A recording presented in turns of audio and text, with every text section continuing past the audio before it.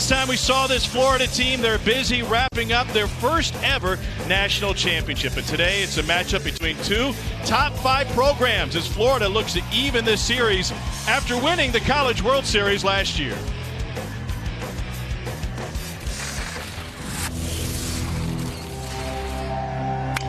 Dyken on the ground, he'll come home with it. Rivera tags Robertson, boom! Lippett with the bases loaded. Deacon Lippett makes it 5-1 Florida. On the ground to second. And the Gators get their first College World Series championship. And with that, the Gators became just one of 4 programs to win a national title in football, college basketball, and college baseball. They are among the elite again, second only to Oregon State in the coaches poll, and Arkansas right there with them as we have a top 5 showdown to get this weekend started. Welcome everybody. Tom Hart alongside Kyle Peterson. Repeats in college baseball aren't that rare, and even though Florida lost 6 players to the draft last year, including 4 in the top 10, they look like they're reloaded and they could do it again.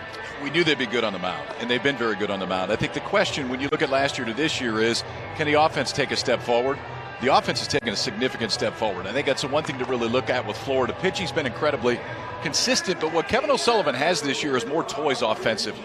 He has more power offensively, and honestly, it gives him the ability to do different things. They had 27 sack bunts last year. The entire season, they have 3 this year. He just doesn't have to do as much, lets him play a lot more. Well, speaking of offense, Arkansas has one of the best in the nation. They're second in the country in home runs, and they've done it with a very young lineup. Yeah, they got a little bit of everything in this lineup, and when you look top to bottom, I don't know if there's a more dangerous offense in the entire country than what Arkansas shows you. This is last weekend. They had 13 home runs.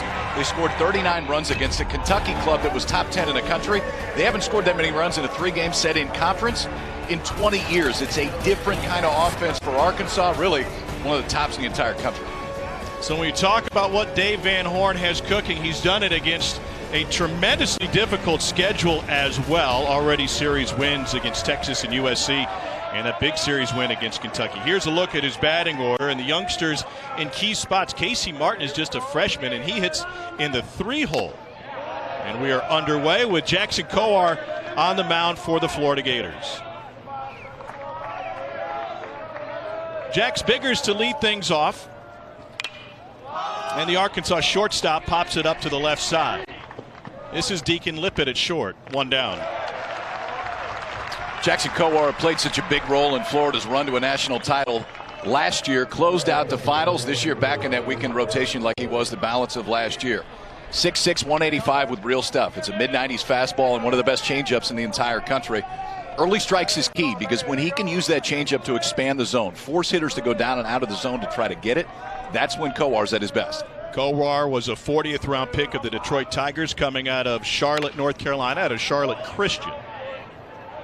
And now facing Eric Cole, who fouls off the first pitch.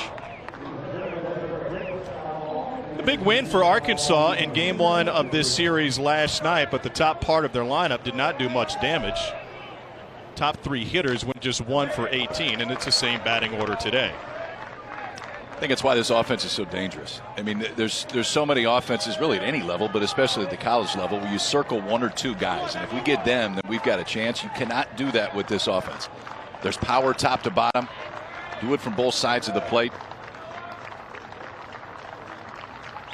The 0-2 is upstairs. Cole showed that power in their series win against Kentucky. He homered in the bottom of the first inning against Kentucky. That was a top 10 matchup, by the way, in each of the first 2 games of that series.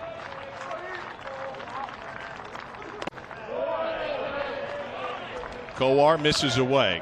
Arkansas went the weekend, hit 13 home runs. The only 2 slots in the lineup that did not go deep were the 5 and 6 slot. 7 of the 9 lineup slots in a 3-game series against a top 10 team hit home runs. Second in the country with 43 long balls in the season, and Arkansas has slugged 19 over their last 7 games. Cole had an OPS last week against Kentucky of 1346. It works. Product of South Lake Carroll in Texas, and he chases one in the dirt. 2 down. It's early, but it's a little different approach so far for Jackson Kowar. has been more fastball through a breaking ball to Biggers in this at bat, and then comes back and throws a fastball down at the bottom of the zone. You won't see this one quite as much. When it's going, it gives him something to go directly off of that changeup. The two pitches look the same. The movement is the same. The velocity is different. That's why Cole was so late. He was looking changeup. Pounding the bottom of the zone to start off freshman Casey Martin. Martin from Lone Oak, Arkansas.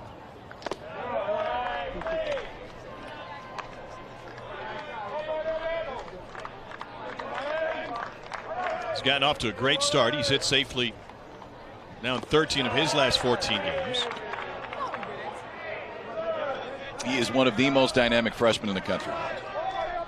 The power clearly there. He has 7 home runs already. Third base, not a natural position for Martin. Really hadn't played it before this year. He's made that transition pretty smoothly. He'll move back to the middle of the diamond after this year. It's saying something, even to be the most dynamic freshman on this team. Yeah. He's combined with Heston Kierstad, who's batting in the 7 hole for a .373 average and 13 home runs.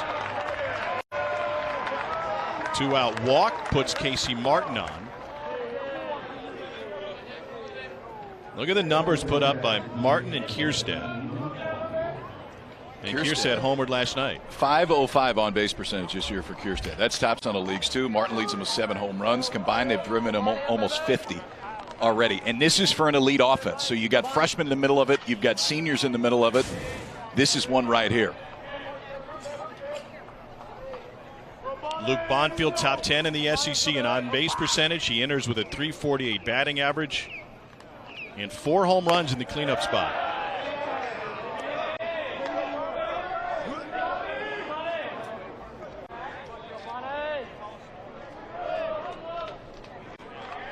He hit .500 in that series win against Kentucky with a pair of home runs.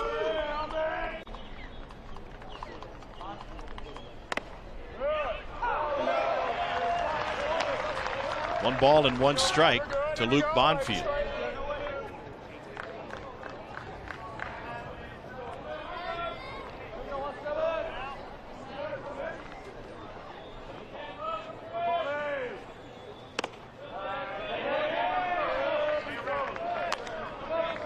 Best fastball of the day from Coard. He can get it up there. I mean, he can show you some 95s, 96s when it's going right. Almost looks like he's easing into this from a fastball standpoint, which is fine, but his fastball location has really been all over the place early in this ballgame. He has not hit many spots yet. Jackson Coard put together a sparkling record last season. Tied his school record with 12 wins. His only loss came against TCU in Omaha, and in that one he struck out 11. But it should also be noted that he had more run support than any other pitcher on this Florida roster last year. He was undefeated as a freshman as the midweek starter.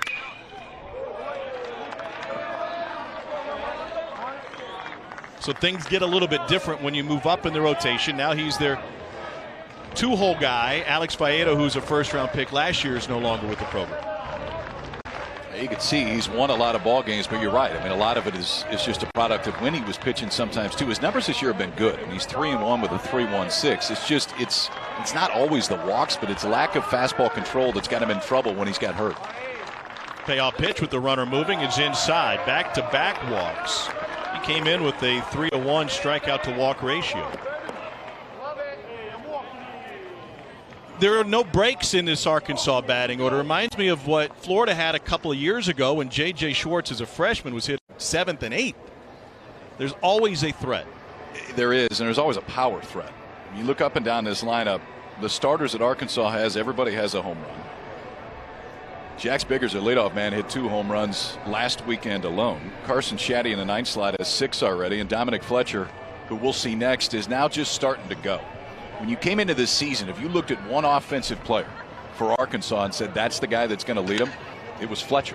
When you look at the numbers right now, Fletcher's hitting .233. I mean, his numbers are probably the worst of anybody on this Arkansas team. Now, his last week and a half has been a lot better.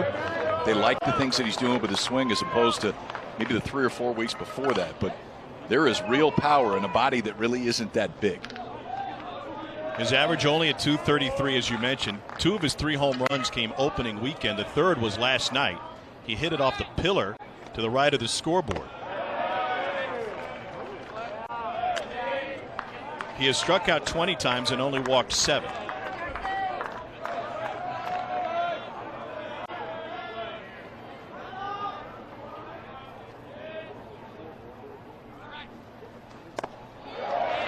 There's the equalizer. And we haven't seen it a whole lot. That's the changeup from Kowal.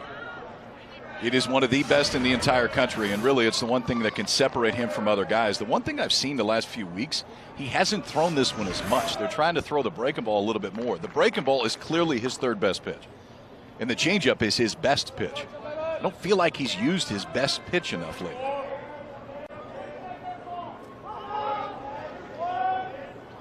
Fletcher, one of 4 lefties in this Arkansas batting order, so you would figure that would force him to throw the changeup a little bit more. Yeah, I mean, he will throw it generally more to left-handers, but he's one of the rare guys that will throw it a fair amount to right-handers too. The biggest thing for Kowar is to get into that count where he can force hitters to go out of the zone. Pitch count already getting up there at 22 in this first inning. He's walked the last 2 guys. Flicks it down the left field line. Jonathan India called off by Deacon Lippett. And Arkansas strands a pair in the first inning. They've been so good in opening frames. The Kowar able to get out of trouble. Gators come to the plate. And this is Gainesville, Florida, home of the national champions. 3 consecutive trips to Omaha for Kevin O'Sullivan and his squad, and here's the batting order that he's put together. Bit of a change. Will Dalton, their power hitting freshman, moves to the 3 hole. 9 of his 10 home runs have come as Florida's leadoff batter. Only he and Austin Langworthy have hit leadoff this season, so Lippett in the leadoff spot for the first time today. They're facing Arkansas right-hander Isaiah Campbell. He missed all year last year with bone chips in the elbow. Came back after Christmas break. Elbow didn't feel right. They cleaned it up and ended up redshirting him last year. Stuff's very good, and when it's right, it's low 90s with tilt. So when it gets in towards home plate, he throws out of a good high arm slot, goes about 6'6". And so it really, when it's at the down part of the zone, is hard for guys to handle. This year when he's had success, he's controlled it to both sides of the plate. He's added a cutter. We'll talk about it as it goes today. It'll move into the left-hander away from the right-hander. Has gotten some swing and miss on it, but a lot of it is just a barrel missing pitch to try to get weak contact. But Campbell's been a big step forward this year in just learning how to pitch. He had this stuff his freshman year, was a little bit raw. Last year got a chance to watch the entire season. This year, when it's been right, it's been real special. And he's facing, with all due respect, a very pedestrian Florida offense, 11th in the SEC in batting average at .291. Blueprint for Kevin O'Sullivan has been and continues to be a team that pitches exceptionally well and fields exceptionally well. Lippett is a junior, key part of the College World Series team last year. Led the team with 7 runs driven in Omaha, and he's ahead in the count 2-0.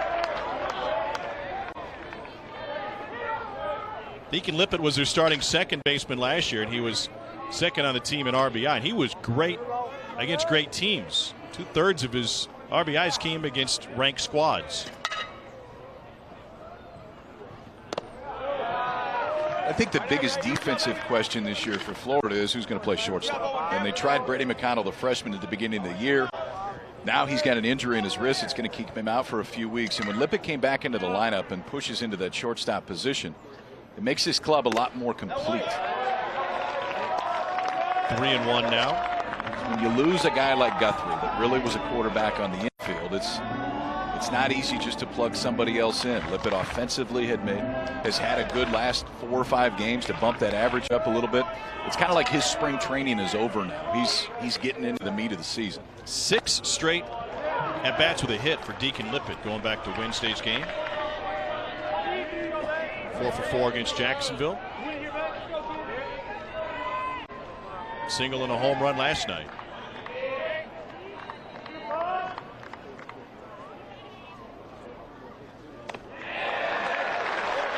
And he grabs a leadoff walk from Isaiah Campbell. This is a Florida team that was beset by injuries time and again last year, very inconsistent until the very end, but you can see that the numbers drastically different this year offensively. Yeah, it's massively different. Honestly, it's caused as a direct result of that. Kevin O'Sullivan to manage this team different offensively. They're scoring 2.5 more runs per game. They're slugging 140 points higher.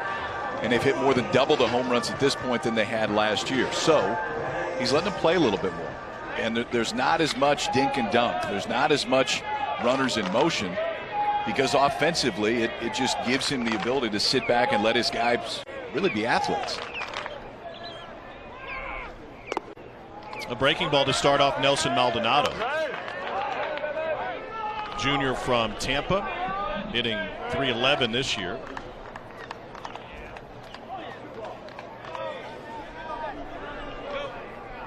He has started every game as a DH. Last year he was in the outfield.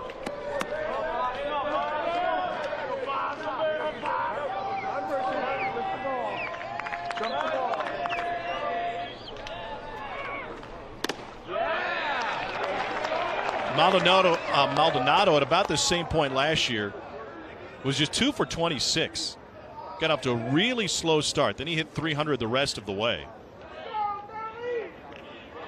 And if you're wondering why he wears one batting glove instead of two or none, he goes back a couple of years. He's a Florida kid. He said he'd never worn batting gloves before. Then they went up and played a series in Kentucky a couple of years ago, and he had a great series. Hit 2 home runs in one game, and he said, I think maybe this batting glove thing is working. It's funny what success will do to your mind sometimes. Right. It's got to be the glove.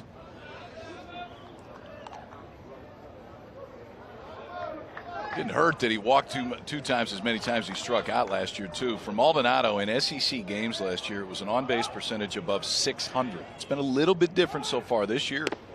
Struck out a little bit more than he did last year. I think some of that is just trying to generate more power. Do you think at some point those of us who follow this Florida program over the years overlook the development of hitters because we focus so much on the elite pitching and defense? Yeah, absolutely.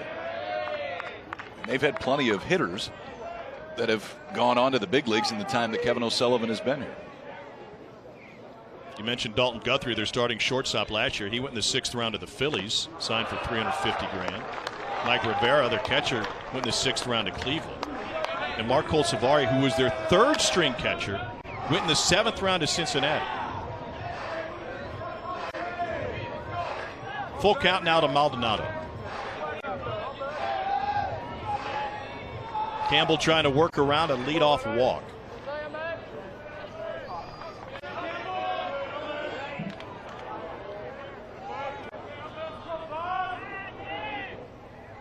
Runner goes, pitches low, there's ball 4.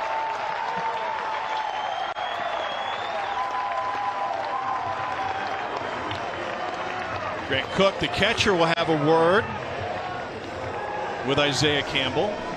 Wes Johnson on his way out, too, the pitching coach for Arkansas. And you go back-to-back walks to lead the ball game off. You're usually going to get a discussion with the pitching coach right there. For Campbell, I think the one thing to watch when you're a coach of any type, and you're looking at guys on the mound, is are the misses in the same spot? Because then maybe there's something quick mechanically that you can get to. The challenge right now for Isaiah Campbell is the misses are kind of all over the place.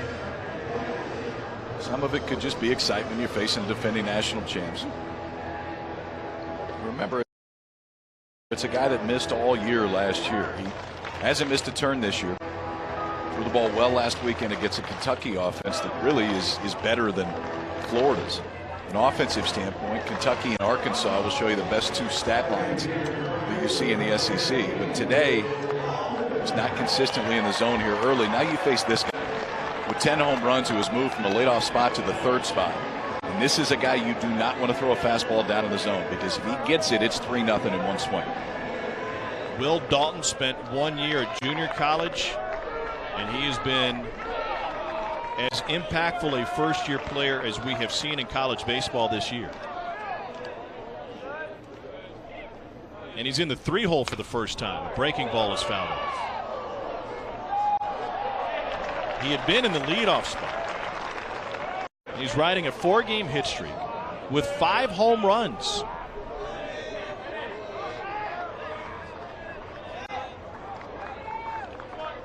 Don't know if he's going to see another fastball.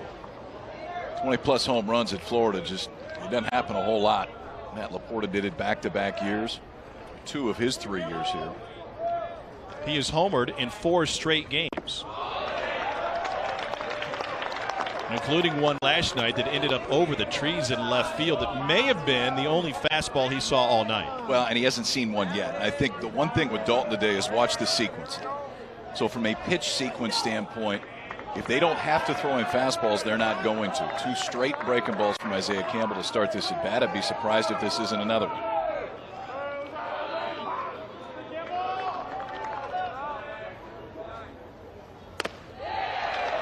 Leaves the fastball up 2-1.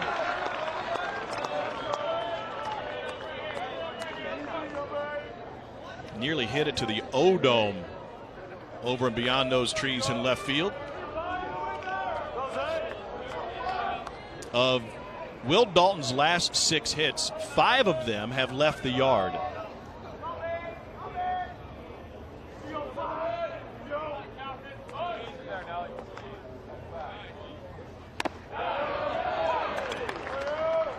Good one there. Fastball bottom part of the zone, but on the outer third. When you look at Dalton, there's some similarities between he and Harrison Bader, who was here a few years ago, has seen some time in the big leagues with the Cardinals. Body build is similar. Dalton probably with a little bit more raw power. You get 10 home runs this early in your first turn around Division I baseball. That's a big number, because for a lot of junior college hitters, it just takes longer to adjust to this level. It has not taken Dalton long at all. Lifts this into shallow center field. Shaddy back, Fletcher in. It drops in no man's land, and the Gators have loaded the bases in the first inning.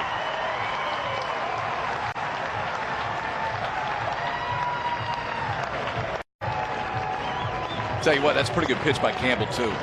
It looked like a changeup. He had not thrown one the entire at bat. So 2 sliders to start, then a couple fastballs to get it back to even. It's either a cutter or a changeup that's over the outside part of the plate. The Dalton just goes out, flips into right field. Because of that power, Fletcher playing deep in center. Eric Cole playing deep in right. And not enough time for Carson Shaddy to get there at second base. So the Gators have now loaded it up. 2 walks and a little bloop single from Will Dalton.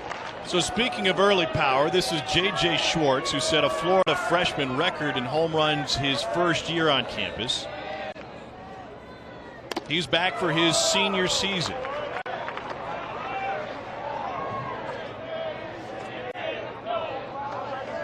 Arkansas will scramble their bullpen here in the opening frame.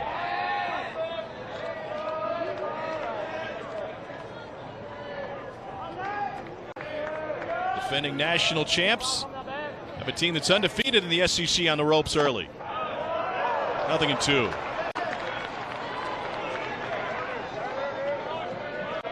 J.J. Schwartz going to be shaking his head right here. Isaiah Campbell hasn't hardly hit a spot to the first 3 guys. Then he comes out and goes bang, bang. 2 fastballs at the knees on the outside part of the plate, and it's 0-2. 6 home runs this season for Schwartz, 18 as a freshman, 17 over the last 2 seasons combined. And he sends this one deep into the right field corner. It is foul.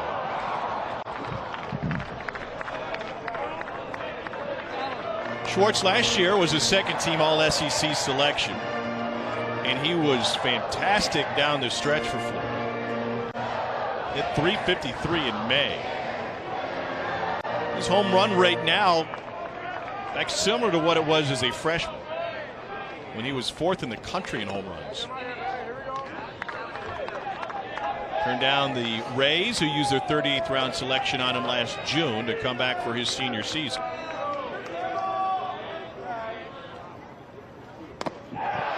And he swings through the fastball. Big strikeout for Isaiah Campbell. And a different approach right there against Schwartz than we've seen.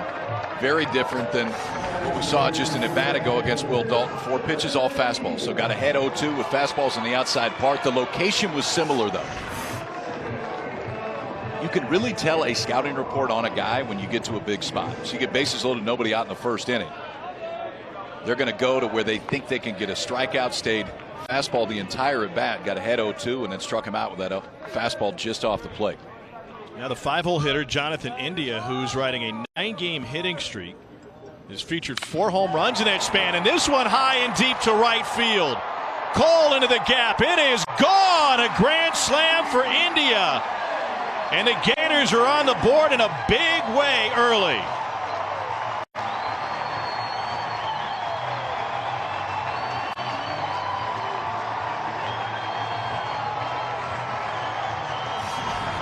That's an extended hitting streak. Yeah, this kid's progression as a hitter from his first year until now has been outstanding. A junior, Jonathan India, is going to play in the big league someday because of this. Defensively, he can really defend at third base, and the power is starting to come. It's a first pitch fastball on the outside part of the plate. It's not a terrible pitch. But India up there looking to jump on the first one and has that juice where he can shoot it out of the ballpark the other way with one swing. The Gators up 4-0 on India's 9th home run of the season.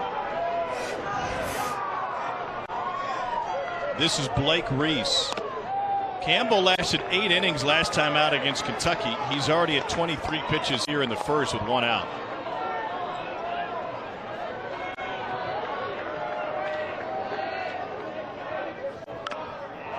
Tried to bunt. Jordan McFarland tracks it down.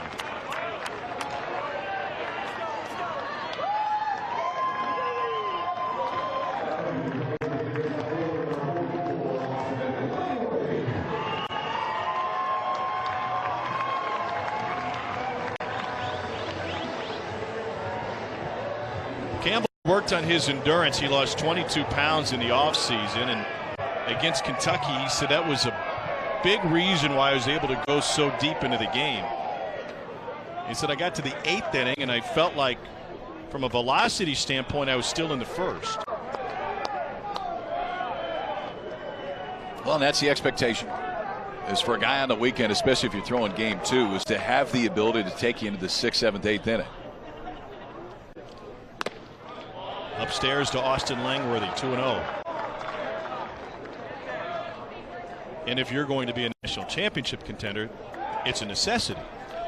It is, and I think that's, Arkansas from a pitching standpoint has been very good so far. And the signs that they've seen from Campbell when he's right have been great signs. But what separates a staff like Florida from Arkansas right now is that consistency 1, 2, 3 on the weekend. Blaine Knight's been great on Friday, and he was great again last night.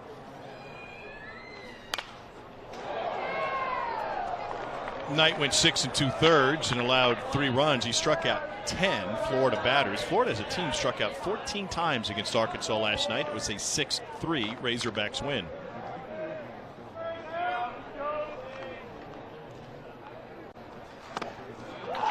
It's a 3rd walk of the opening frame issued by Campbell.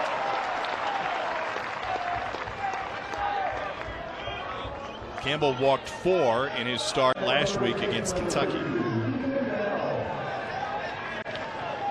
Dave Van Horn has said this is one of the best offensive teams he's had since he's been at Arkansas. And we're still early. This might turn into a shootout. The Razorbacks have the bats to do so. In the 8-hole, Keenan Bell.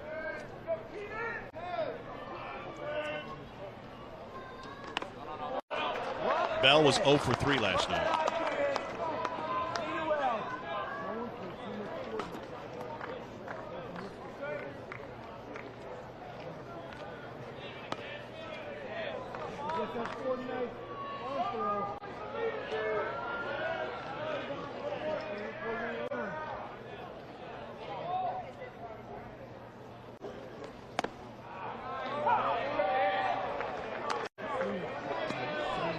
Over the inside corner for a strike.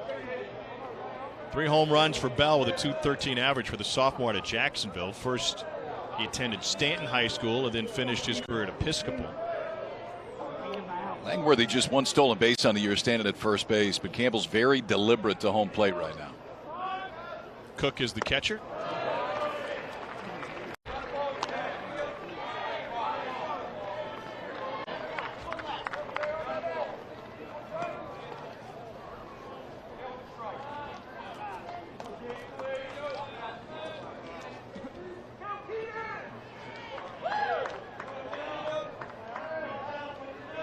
Cook's numbers don't show it, but he's a very good catcher against the run. This one yanked foul. Early in the season, Arkansas played in a couple of blowouts, a few blowout wins, where opponents late in the game pulled off some double steals against Cook, so the numbers are a bit out of whack. One of the better catchers in the nation from a collegiate standpoint. He has some power. Kind of hide him in this lineup, hitting him 8 today.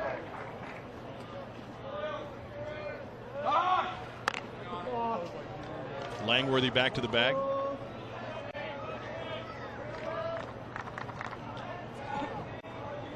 Had some really good catchers in Arkansas's history, including James McCann.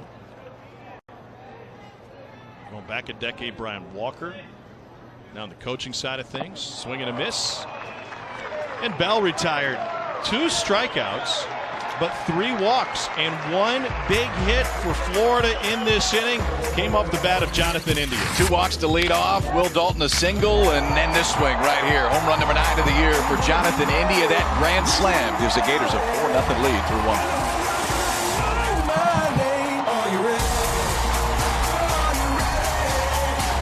Nationally, we're in the second week of conference play in college baseball. Here's some big stories. Out west, Oregon State and Stanford are cruising. Once again, the Beavers having their way. Brett Kinnaman of NC State and the Wolfpack coming off a big series sweep against Clemson, their first ever. And Casey Mize' stock isn't just rising, it has risen. He may be the best pitcher in college baseball. Yeah, I think if the draft were held today, I don't know how you don't take Casey Mize with the first overall pick in the draft. I mean, the combination of power, a split finger that you just don't see at the collegiate level very much, and the control, which is it's out of this world right now for Mize. He had another great start last night. Struck out 12, didn't walk anybody, ends up a no decision because the bullpen couldn't hold on against Kentucky. But he struck out 63 guys. He's walked 3. I mean, it's just obscene what Mize has done. It's a mid-90s fastball. It's a wipeout split finger.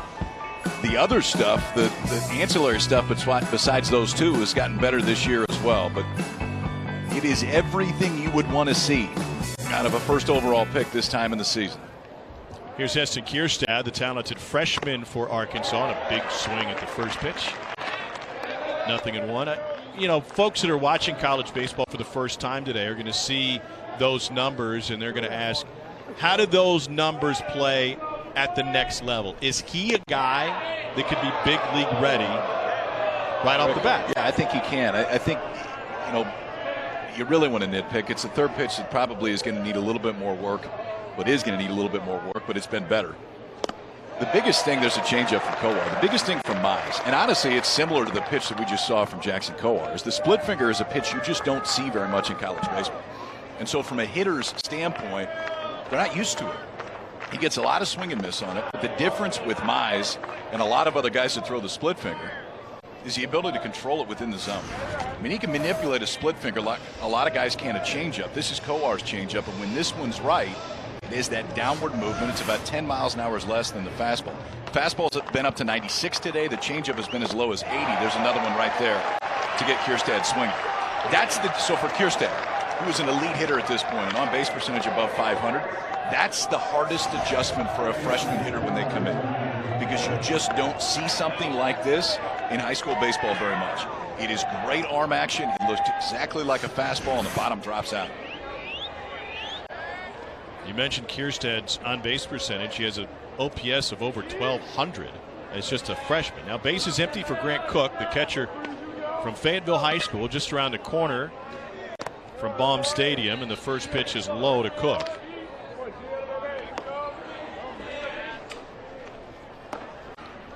So Cook is in the 8-hole. They moved him down to the 7-hole late in the season last year. To third, India, future big leaguer, handles that one with ease. It's a 1-2-3 frame. Only 9 pitches needed by Jackson Kowar. Gators coming back to the plate. Welcome back to Gainesville and the SEC on ESPN. ESPN College Baseball featuring the defending national champions. And here's a look at the SEC in the top 25. 5 in the top 10. Auburn lost a tough one to Kentucky last night. Big win for Nick Mingione's Wildcats, who coming off that series loss to Arkansas. They did it against Auburn's bullpen. Yeah, Kentucky needed that one yesterday after getting swept at Arkansas last week. And Auburn, to me, is still the surprise in this list. Won 2 out of 3 the opening weekend against A&M, and the bullpen let them down yesterday. Auburn's offense has been a surprise, and clearly anytime that you have Mize on the mound on a Thursday or Friday night, it gives you just as good arm as you're going to see in the nation. Nick Horvath is the only Gator batter that didn't come to the plate in the first inning. Florida scored 4 runs on 2 hits, including a grand slam from Jonathan India. Horvath was a two-way player last year for Florida. a regular out of the bullpen and in the midweek. And he puts one through the left side here. There's a few guys in this lineup that have really lengthened the lineup this year, which really they didn't have last year. Horvath is one. Blake Reese is another. Blake Reese has a couple home runs. He's hitting in the 6-hole spot today. But Horvath comes in hitting above 300 in the 9 slot. Incredibly reliable in center field. In fact, that was primarily his role last year, was to come in defensively late in the ballgame if Florida had the lead. This year, they need him to play every day. He's been really solid for them. Did not hit a home run last year, has 3 already this year.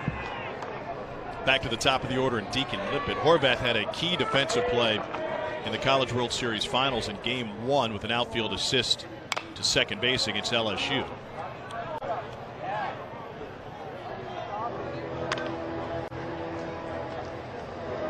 Lippitt drew a walk and came around to score on the grand slam in the first inning.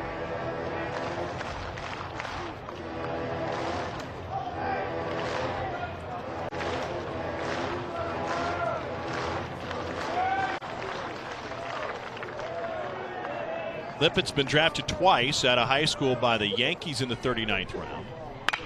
And last year by the Dodgers, and he powers one up the middle. Headed to third is Horvath, and headed to second is Lippitt as the throw gets all the way to the dugout.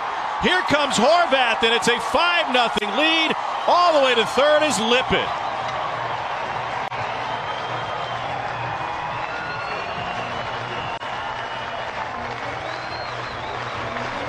Game just sped up out in center field, and it totally changed the entire play. Lippitt stays on a changeup, fires it back up the middle, but for Dominic Fletcher, you're not going to throw him out at third base right here. It was too good of a jump by Horvath. He can run too much. So by trying to do something that ultimately you can't accomplish anyway, Lippitt was off and running to second base. The ball sails on Fletcher, and then the merry-go-round starts. It's little things like that, which clearly it'll go as an error, but ultimately you throw the ball into second base, the double play is still in order, and you have zero chance to get Horvath right there. That, to me, is a product of being down 4-0 early, to where you feel like you have to do more than the game is telling you to do right there. Breaking ball low and away to Nelson Maldonado. Dave Van Horn has raved about Dominic Fletcher's arm in center field. You might remember the name and know the name Andrew Benintendi, who was in center field for Arkansas just a few years ago. And Van Horn says he's got a better arm than the big leaguer. Well, and that's a challenge there that Fletcher doesn't get very often. Horvath ran in his face. Now, he's playing deep in center field, so he's not going to have the chance to make that play. But unless you've got good speed on first base, you're not going to go first to third on a line drive out to center field very often when Fletcher is playing there. Florida had the right guy on first who had a jump right off the bat. Forced Fletcher to do something that he really shouldn't have. 1-2 now to Maldonado, the 2-hole hitter.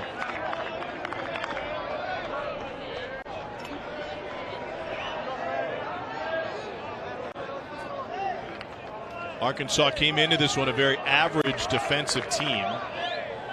Bottom third in the SEC in fielding percentage. And 7 more errors on the year than Florida.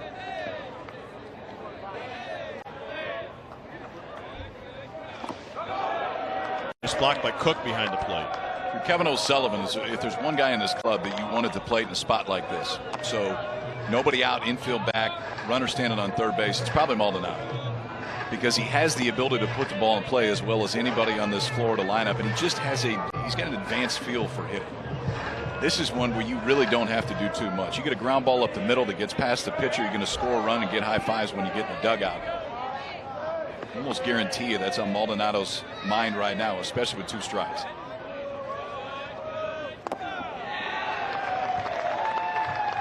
Isaiah Campbell went 8 last week against Kentucky, but already Cole Ramage is getting loose in the Arkansas pen. We're only in the second. He got 6 2/3 from Blaine Knight last night. Freshman Jackson Rutledge came on and got him out of the 7th, and then Matt Cronin through the last 2. So the pen should be in good shape. It should be all right. Payoff pitch. That one's in the dirt. Pen might be all right. I don't know that Isaiah Campbell is. 4 walks already, matching his total from last week. And Cook to converse with him again. First 5 starts of the season for Campbell. He allowed a total of 5 earned runs. Already 4 have crossed against him today.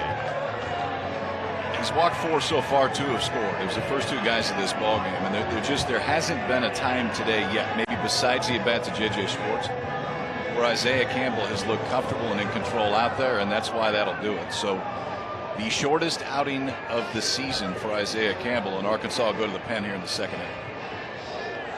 If the Hogs are going to win this one, they're going to have to win it with offense. To the pen they go, 5-0 Gators. So 4 walks for Isaiah Campbell and a grand slam allowed. He's out after just 44 pitches. He leaves with a pair of runners on, and it's Caleb Bolden out of the Arkansas bullpen. Freshman stands 6'2". He's from Texarkana, Texas. 5th appearance on the season for Bolden. He's been stretched out already this year, too. It started against Dayton, where he went 6 innings. So on for the 5th time. 3 of those 4 so far have been out of the bullpen. For Bolden, fastball, good slider.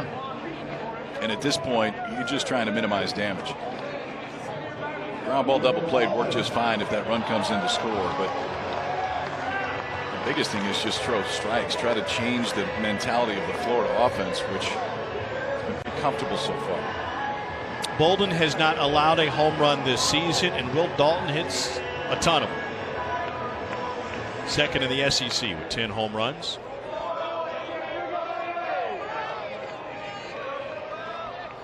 Had a bloop single in the first. And Dalton sends this one behind the plate. 5 of Dalton's last 7 hits have left the yard. This one way gone. This was last night. He hunts fastballs, and when he gets it, they are no doubters. The power has been primarily from left center to the left field foul pole, but it's a different kind of power. Didn't exactly look like a leadoff hitter from a powerful standpoint. That's why he's hitting 3rd today and may for the rest of this year. There is some swing and miss. That's the one thing with Dalton. When he gets it, he can change a game.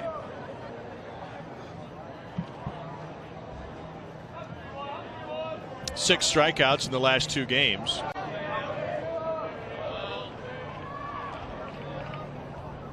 Nine Ks over the last 4. In each of those 4 games, he's hit a home run. You can live there and get that call. There's no reason to go anywhere else. Jason Bradley, the home plate umpire. Grant Cook has his mask off right now. He's processing the call from his pitching coach. New in the SEC this year is direct communication between pitching coaches and catchers via wireless technology. Wes Johnson is the Arkansas pitching coach. Breaking ball hit to short. Biggers to Shaddy to first, and Arkansas turns 2. It brings a run home as Lippert is able to score. You can take that for both sides right now. For Arkansas, you just need some outs. Good feeling out there on the mound. Freshman Caleb Bolden comes in. That's going to be the book on Dalton, especially as this season goes on. He's going to have to prove that he can hit the one that spins. Slider out away from the plate. Turns into a 6-4-3 double play, but Florida adds on to the lead. So now J.J. Schwartz at the plate. And he chops one to the left side. The freshman Casey Martin. And that'll do it. Caleb Bolden does his job. Dominic Fletcher had to throw sail on him. And speaking of great Arkansas center fielders, we will talk about Andrew Benintendi when we return.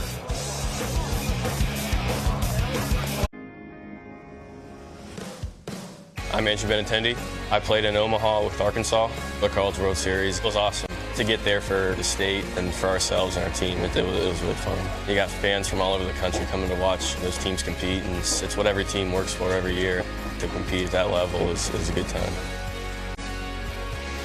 It's something special, the College World Series in Omaha, and Andrew Benintendi is something special. In 2015, he was the SEC Player of the Year. He was one of 3 SEC players to go in the top 7 picks in the draft.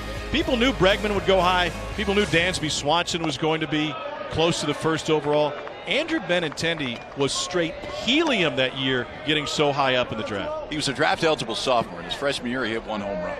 In fact, if you had watched Arkansas play his freshman year, he was a guy that maybe you wouldn't remember all that much. Then his sophomore year, he was the best player in the league. Yeah. In a year to where there were some pretty good players in the league that year. I mean, you saw a few other guys that have played in the big leagues so far. The jump that he made in 1 year is about as big a jump as I can remember a college offensive player making. Spanberger was similar last year because Chad Spanberger's previous year, he definitely did not look the way that he did last year. Benintendi turned himself into a first-rounder in 1 year. This is Carson Shaddy at the plate, and he reaches on a 4-pitch walk. It's a third walk from Kowar. Staying with Benintendi, he put on weight between his first and second seasons at Arkansas. Instead of going off and playing summer ball, he said, you know what, I just want to live in the weight room and really mature from a body standpoint. And that certainly paid off. He showed up at spring training with the Red Sox this year, having added 15 pounds, maybe more muscle, but the only thing the fans care about is he got his hair cut. That's right. That's got to be the headline, doesn't it? Schwartz's throw is wide, and heading to second is Shaddy. I mean, a part of maybe the best defensive outfield in the big leagues right now. He, Jackie Bradley Jr., Mookie Betts can go get it.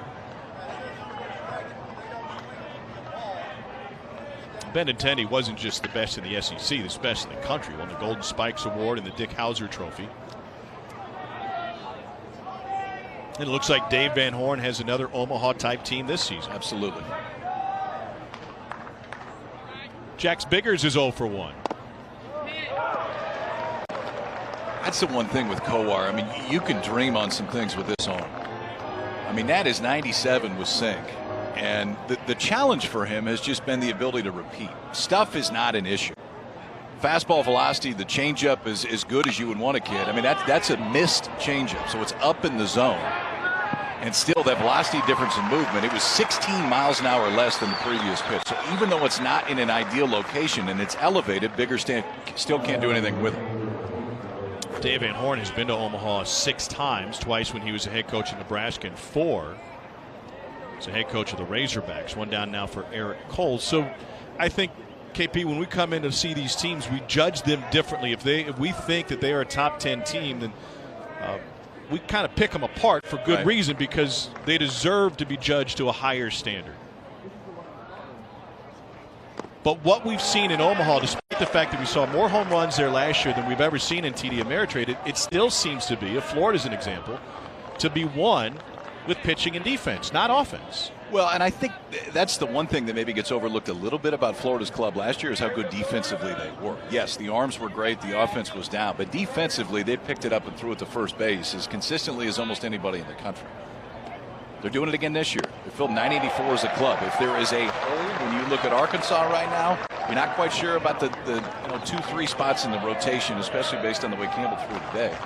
But it's defensively. It's a very different defensive team from Arkansas' standpoint than it is for Florida so far. Bottom third in the SEC in fielding percentage. Eric Cole down to the count, 0-2. And I think that's a fair question to ask of Arkansas. If they're a legit top 5 team, then what needs to happen to win those big games? And that might happen prior to Omaha. That might happen in a super region. They really like their young arms. And I think the question is, how much do their young arms grow up and what roles do they play over the course of the season? One of those was a kid that threw last night. Jackson Rutledge is about 6'7", 270, has been as high as 98 this year. Came on to get 1 out last night. He's a guy that projects as a frontline starter. So I think the question is, over the course of the season, can he grow into that?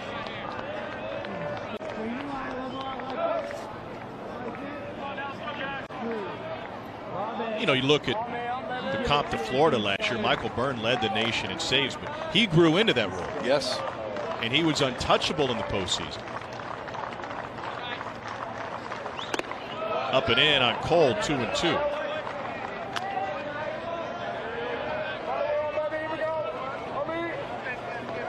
A small kid right there.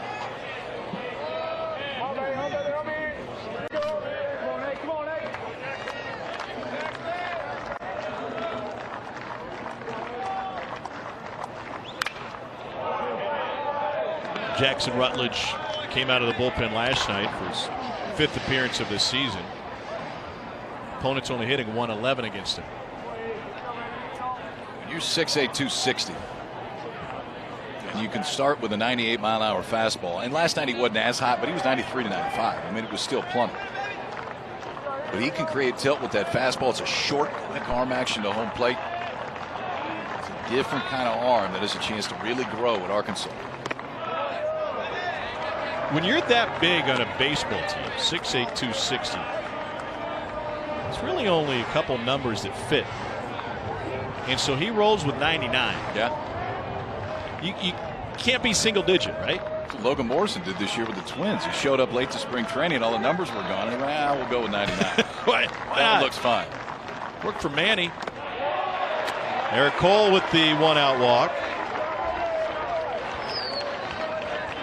Game 2 of this series, and neither starting pitcher has been especially sharp. Kowar walked 2 in the first inning, including the freshman who's at the plate now, Casey Martin. And Kevin O'Sullivan will stride to the mound to have a word with his starting pitcher. I mean, we got more balls than strikes so far for Kowar. He hasn't given up a hit.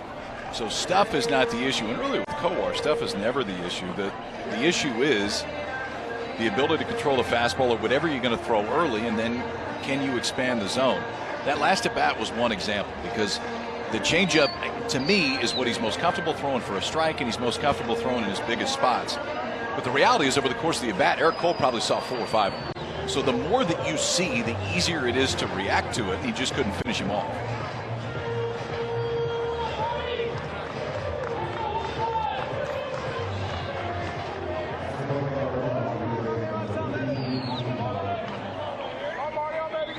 Pitching with a 6-run lead.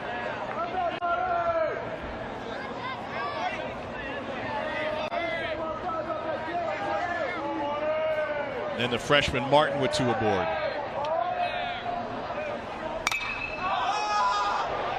Swings at the first.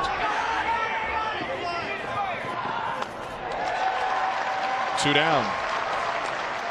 The NCAA Women's Championship presented by Capital One continues today over on ESPN from the Spokane Regional in the Sweet 16. At 4 Eastern, 1 Pacific, Muffet McGraw's #1 seed Notre Dame faces 4th seeded Texas A&M, followed by the underdog Central Michigan Chippewas trying to knock off 2nd seeded Oregon. Both games are on ESPN and also, as always, on the ESPN app.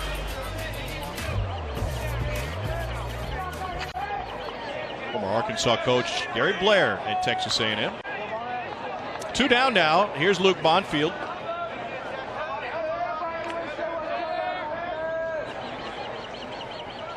Nice mix of youth and experience in this Arkansas roster, which is a big reason why Dave Van Horn was so aggressive in his non-conference schedule. They went out west, got wins against Arizona and San Diego State.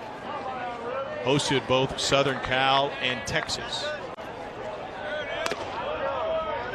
1-1 now to Bonfield, senior from Silman, New Jersey.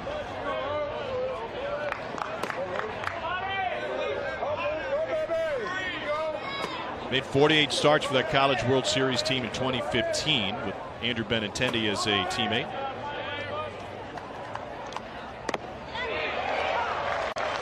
Change up there from Jackson Kowar. It's not too often with the top teams in the country, and these are 2 of the top teams in the country, that you see seniors hitting 4th on both sides. Because so often those guys are drafted their junior year, they go out and play. It's a huge advantage for both of these clubs. Luke Bonfield hitting 4th for Arkansas, J.J. Schwartz for Florida. Been around the block plenty of times in this league. Arkansas has a couple of key seniors in their everyday lineup, including Carson Shaddy. Not just around the block in this league, but experience for those guys in Omaha. Absolutely. Carson Shaddy drove in 3 last night.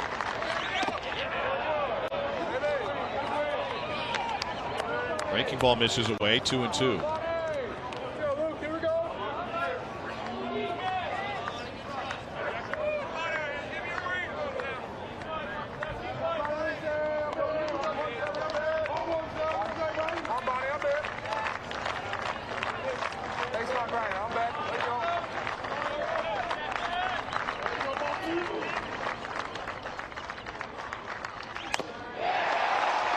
Big strikeout for Jackson Kowar, his 3rd of the game. And for the 2nd time. And Jonathan India with the big swing in this one. His 9th home run of the season was a granny. How Couple of walks and a single in front of him. J.J. Schwartz struck out, and then Jonathan India with one swing. That's the opposite way into the Arkansas bullpen. Got that ability. It's a game-changing swing, and really it's a game-changing glove over at third base for India. It's a great combination for Florida. 6-0 Gators with the lead. Jackson Kowar hasn't allowed a hit through 3. And the Gators have already chased Arkansas starter Isaiah Campbell. He lasted only an inning plus. So India's hit streak is now at 10 games. Had a monster series last week against South Carolina. Very good Gamecocks club. Hit 500 with 2 home runs in that one. Hello.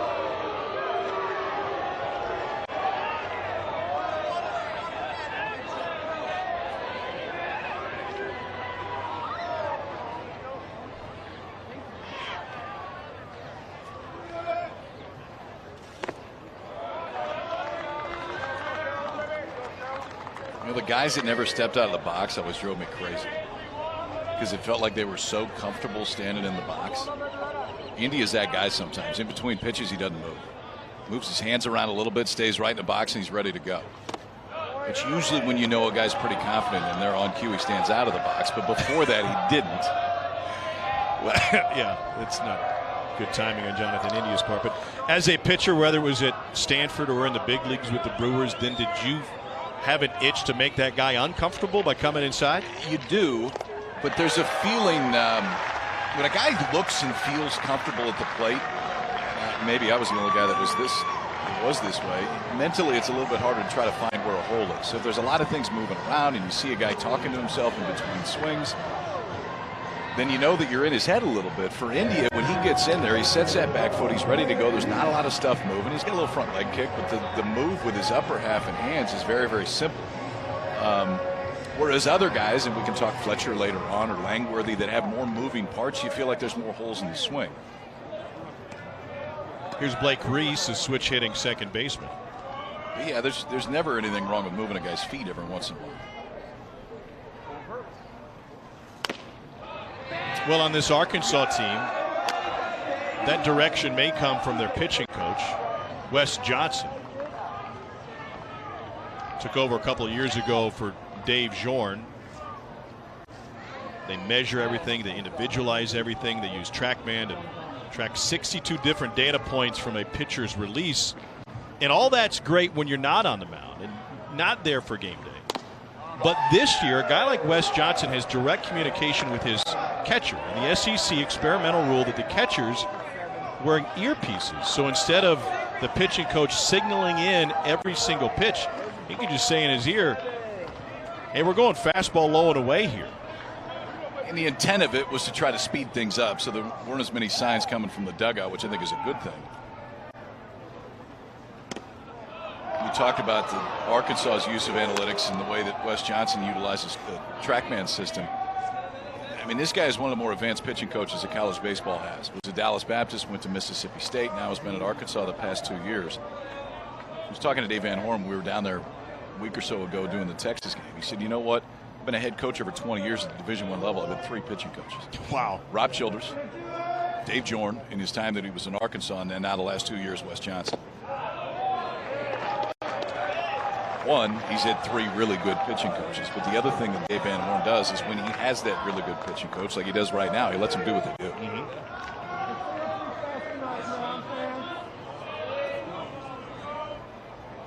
3-1 to Blake Reese from Caleb Bolden.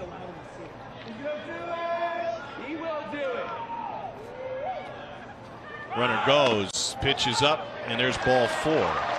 So back-to-back walks brings Langworthy to the plate. And speaking of Wes Johnson and this Arkansas pitching staff, would I be out of line to call Wes Johnson a mad scientist? I mean, he's got the pitching lab.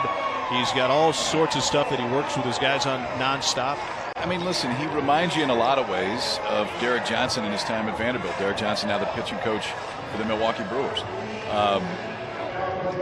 It's one thing to have data, which obviously Wes Johnson has done. It's another thing to be able to use that data to make guys better. And I think that's what he's really been at the forefront of doing, is utilizing the things that a TrackMan system, which basically will tell you spin rate and spin access and all the things that we didn't even talk about 5, 6, 7 years ago. And now how does that translate to the mound? And that's what he's been really good at first at Mississippi State, and now Arkansas is using that to make guys better and simplify the message.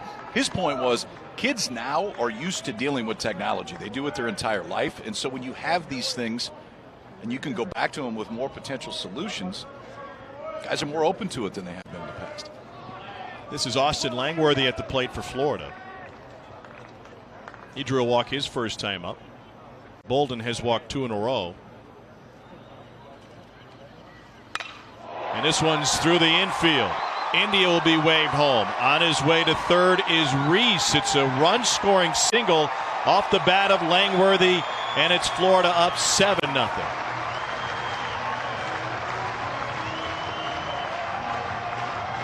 Austin Langworthy, who scuffled a little bit this year offensively. You can see the hands really disappear back behind the body. They're trying to go fastball in. I like the idea. But the location's a little bit down. It sneaks over the middle of the plate, and Langworthy jumps on a first pitch fastball. So walk. Now a single from Langworthy, and that will be it for Caleb Bolden.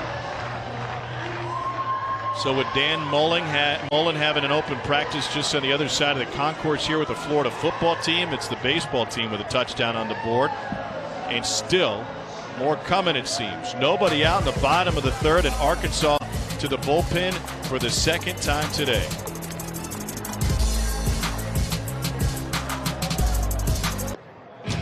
You're watching the SEC on ESPN from McKeithen Stadium in Gainesville, Florida. The fans at the top of the bleachers are also watching Dan Mullen's football team go through a spring practice. The Gators last year became one of just 4 teams to win a national championship in football, men's basketball, and baseball, joining Michigan, Ohio State, and UCLA. And they did it in a 10-year span. Only Ohio State did it quicker. They won their 3 back in the 60s, between 1960 and 68. If you want to go back a little bit further, KP, I know you're a West Coast guy in many ways. Stanford and Cal did it before we had the AP poll, so that would be back before 1935 on the football side. Thank you. Throwing a few softball national championships in the middle of that one, too, for Florida. They went back-to-back just a few years ago. So Jacob Kostychak, the sophomore, comes on. I really like this kid's stuff. We saw him a week and a half ago against Texas, and when it's right, two-seam fastball has really good sink to it. 7 strikeouts and 11 hits in 9 1/3 innings. But a guy that when that ball is really sinking can get you a lot of ground balls, which Arkansas could use another one right here.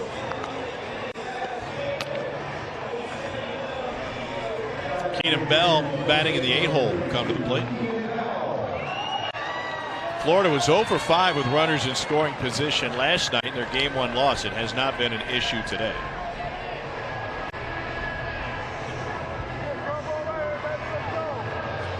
Bell 0 for 1 with a strikeout. He struck out 4 times in the South Carolina series last week.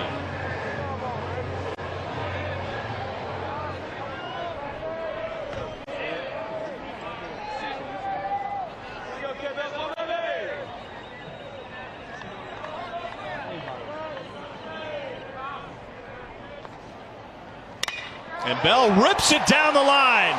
Reese will come home. Headed to third is Langworthy. They will stop him there. Bottom of the order, getting it done for the Gators on an RBI double from Keenan Bell.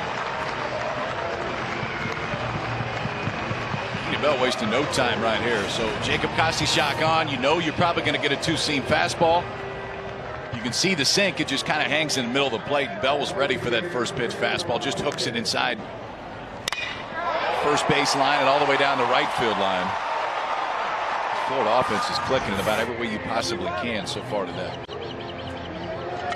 It's the same Florida offense that struck out 14 times last night. That was a season high. Nick Horvath bats in the 9-hole. He's already got a base hit and a run scored today.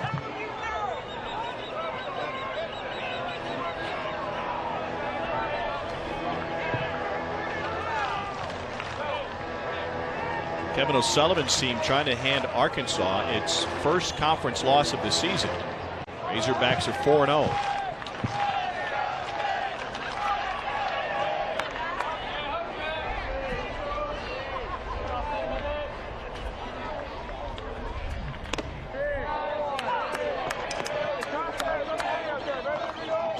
Razorback pitchers were strikeout machines last night. They've been walk machines today.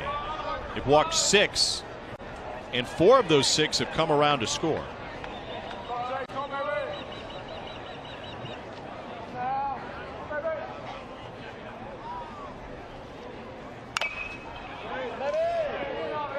Foul of the third baseman, Casey Martin.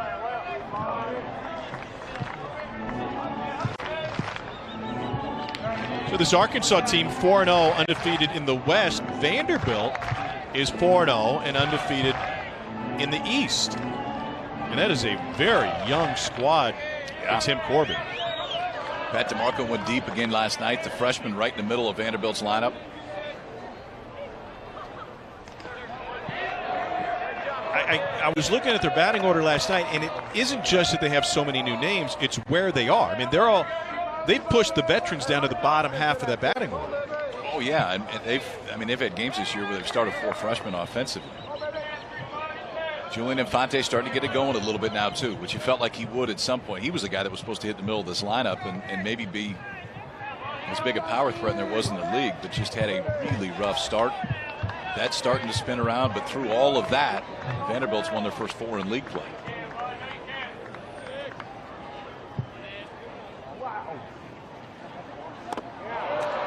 Horvath goes down swinging. 1 down. Elsewhere in the East, Georgia's off to a whale of a start. Bulldogs beat South Carolina last night in Athens. They are 3-1. This is a big weekend for Georgia too, because they get South Carolina without Adam Hill. Adam Hill, South Carolina's true ace on a weekend, will not pitch this weekend. They win the opener last night. They've had some gaudy offensive numbers too. Won 2 out of 3 last weekend to start conference play at Alabama. Infield in now with Deacon Lippett at the plate and 1 out. Double play is not in order. Lippett walked and scored in the first inning, singled and scored in the second. Up the middle and through. They're going to wave them both home. Here comes Bell. The throw from Fletcher is late, and it's a 2-run single pass drawn in infield for Deacon Lippett.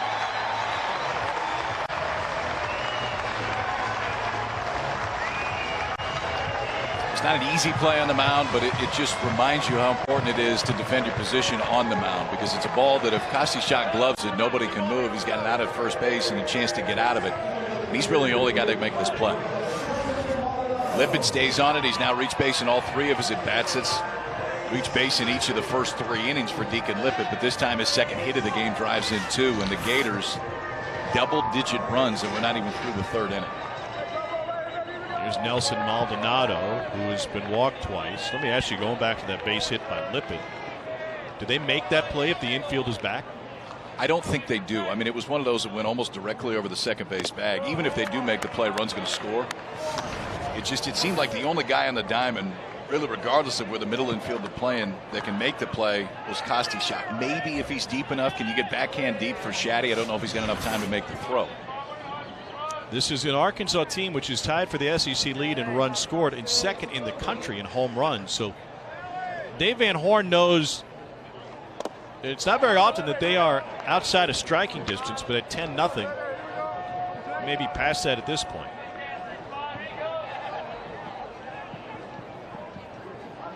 Then we're in the 3rd.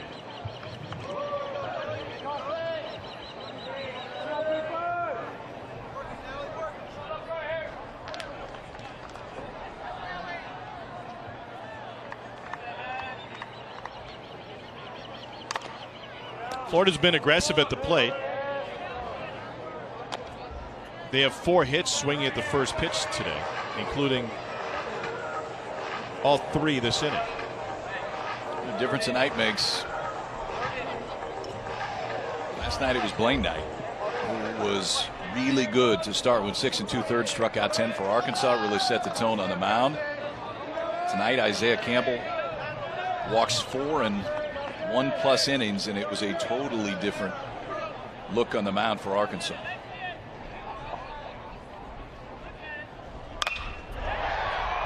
Little one-hopper, kick to second, on to first, and Arkansas can't turn 2. They get the force at second. So Maldonado aboard. And the inning extends for one of the best hitting newcomers in all of baseball, Will Dalton, sophomore out of junior college. And we haven't seen a Dalton be this impactful since Patrick Swayze went to Jasper, Missouri and walked into the double deuce. How about you? I was wondering when that was the Patrick Swayze reference was going to happen. He only took you 3 innings. Didn't he rip a guy's throat out? I don't remember. I mean, not Will Dalton. We're talking about Dalton from the movie Roadhouse. I don't know. Maybe I'll have to watch that this afternoon. Because if Will Dalton did that, he probably wouldn't be playing college baseball. No, and you probably missed the next day, too. I mean, that probably is a 2-day suspension. Maybe. They spin one in for a strike. 4 straight games with a home run, 10 on the season. He was not a home run threat in high school. Outside of Nashville, he hit 5 home runs total in both of his junior and senior seasons, and then he blew up the junior college ranks. Next year, Columbia State Community College. He found his power. That one off the bag and fair. Extra bases coming for Dalton. Maldonado will be waved home. Dalton looking for 3 as it got past Kierstad in the corner. He's going to come all the way around. How about that?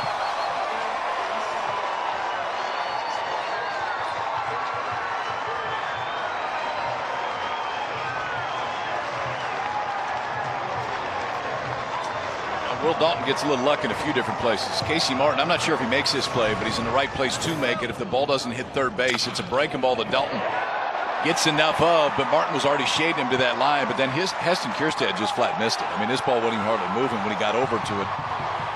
Tried to break down when he got there. The ball gets by him. Dalton's running right out of the box and comes all the way around to score. Whatever can go wrong has gone wrong so far for Arkansas. They haven't thrown strikes. They've made 2 errors, and Florida's got 12 runs on the board already. J.J. Schwartz is the 9th batter of the inning for the Gators.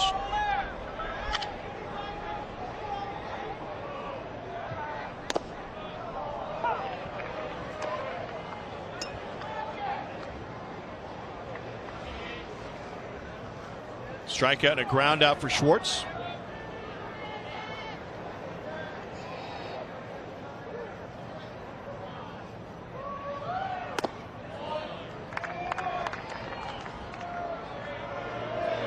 Well, maybe this is how the SEC is going to play out this season.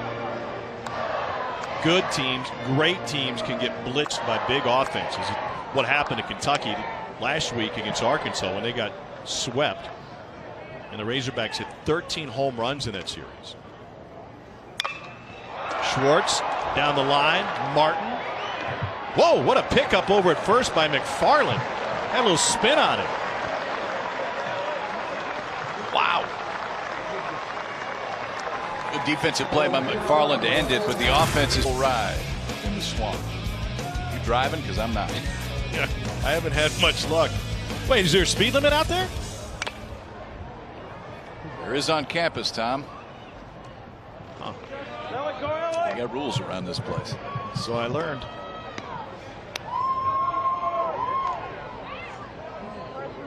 Florida was at the plate for 50 minutes in the 3rd. So Kowar back to work. Dominic Fletcher into shallow right center. Blake Reese. 1 down with Jordan McFarland coming to the plate. NCAA Women's Championship presented by Capital One continues Sunday on ESPN. 2 Elite 8 matchups, first at noon Eastern. For 1 seed Louisville takes on 6 seed Oregon State. And at 7:30 it's 1 seed Mississippi State and 3 seed UCLA. Both games also streamed live on the ESPN app. Oregon State handed Tennessee its first ever home loss in the NCAA tournament. Going through Knoxville to make it to the second weekend. Breaking ball in for a strike to McFarland. Best 2 he's thrown the entire day. And now it looks like Jackson Kowar is starting to feel a little bit more comfortable. 2 straight breaking balls. You can see 74, 75 miles an hour is right where he'll throw it. And then that one looks even harder. And that's why you get the check swing from McFarland. He kind of lulls him to sleep with the first 2 pitches of the at-bat. Breaking ball to get out 0-2. You know you still have to dial up for the fastball, and he just couldn't hold up there. Jackson Kowar still hasn't given up a hit either. So here's Heston Kierstad.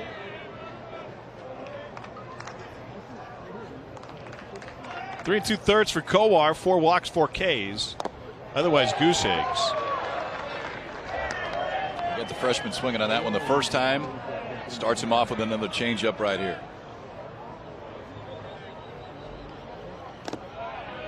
We'll throw it again. But to me, if you're Kierstad, especially in a spot like this, throw that thing 4 or 5 times in a row. Sure. For Kowar. I mean, there's the whole idea of showing a guy something different makes sense if he makes an adjustment. If a hitter doesn't make an adjustment, there's no reason to show him anything different. That time they come back with a breaking ball. 1-1-3-7, here we go. Kierstad's a pretty big dude for a freshman. Kierstad looks like a defensive end. Little chopper. Tough play up the middle. And Kierstad will reach. Infield single. It's a first hit for Arkansas today. Remember, Kierstad, Dave Van Horn was telling us, came on his official visit, on an unofficial visit after his sophomore year. He 163, sure as heck won 200 pounds. Yeah, I was standing at the cage today with Dave Van Horn talking about Kierstad. When he walks by you, I mean, it's a different looking freshman. And that's the first thing he said. He's like, he didn't look like this. I mean, he said his dad's big. We thought that maybe he'd add some weight. I mean, he looks like a defensive end. And that power is just going to keep on coming from Kierstad. When he visited, he was 5'10", 155. So think about this. Think how hard it is to project baseball players when they're visiting as sophomores in high school. Right. And in this day and age, they're signing younger and younger and younger. And that's one thing that I wish would change about our game is, I mean, you got freshmen and sophomores that are committing to go to college before they can even drive. Nothing wrong with waiting a little bit longer. And honestly, from a coaching standpoint, it makes your job a lot easier if you can. Well, isn't the toothpaste out of the tube at this point? Well, it is, but you could legislate it. I don't really like legislation in general, but it's just one thing that I think it's unfair to recruiters. It's unfair to head coaches that you're having to make decisions on kids that are freshmen in high school as to whether or not you think that they're going to be good collegiate baseball players. That's not easy for anybody to do.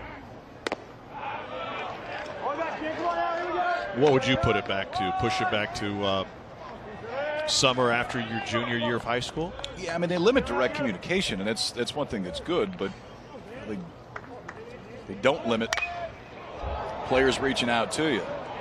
Deep to left. No limit on that one. A 2-run home run for the Arkansas catcher. And the Razorbacks, who came into this inning without a hit against Jackson Kowar, have back-to-back hits. The second most powerful team in college baseball is on the board.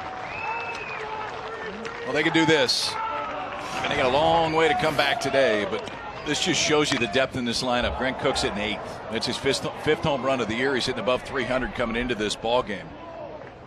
And it's why, as this season goes on, Arkansas doesn't have to win games 2-1. I mean, you also can't walk 4 guys in the first inning and change like Isaiah Campbell did today. But it is an offense that is quick strike, top to bottom. Carson Shaddy swings at the first. India, no play. Second infield hit of the inning for the Razorbacks.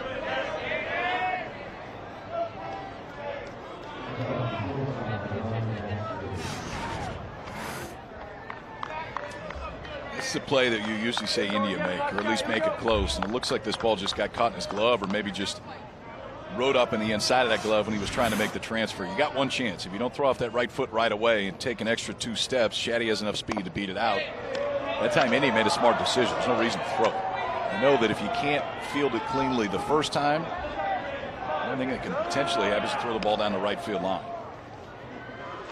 Here's Jax Biggers. Runner goes. And J.J. Schwartz doesn't seem to care. Shaddy now in scoring position with 2 down. Biggers is 0 for 2 tonight. He came into the season as a preseason first-team All-SEC selection.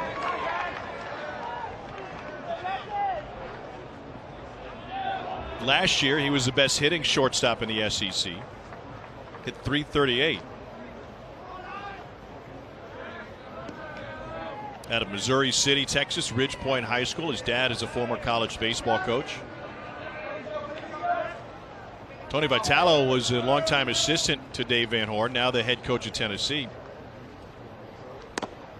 And when Arkansas missed out on the postseason a couple of years ago, Vitalo went straight to the Junior College World Series in Colorado and saw this kid playing for Cisco Junior College. And he was an impact player right off the bat for Arkansas last year. And more out of need. I mean, they needed a middle infielder, and the one place you knew you could get maybe the most immediate impact was to go get somebody out of the junior college ranks.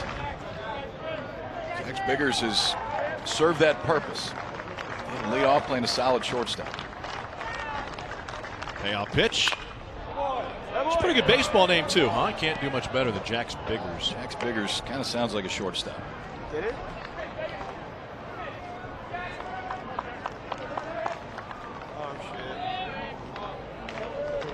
He had 750 last week against Kentucky with 4 walks and a couple of home runs. And he yanks a line drive to right into the glove of Dalton. But Arkansas pushes a couple across thanks to 3 hits. One of them a big fly from Grant Cook. Not bad for the 8-hole hitter, his 5th of the year. And the Razorbacks are on the board here in Gainesville.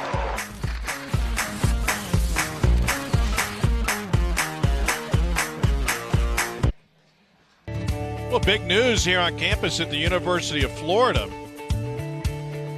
Trustees have approved funding for a total revamp of the softball, baseball, and football facilities here on campus, and that means a brand new baseball stadium. Not bad for the 11-time College World Series participants and defending national champions. We're a couple of years away from that one opening up. Opening day 2020. They'll start construction in the fall. Put $50 million into it. That ought to do it. It's a short drive from here, catty corner from the softball stadium, which will get a total revamp as well. It's a $130 million facilities upgrade. And here where we are at McKeithen Stadium, which is adjacent to the football indoor, which is just a couple of years old, and a couple of outdoor practice fields. You see the indoor over the stands down the third base line. This is going to be the site of the new standalone football facility. As it is, Dan Mullen's team get dressed in the swamp and then walk a couple of blocks past a parking garage to get to the indoor facility and the practice field in all their equipment. India has a grand slam and a couple of runs scored.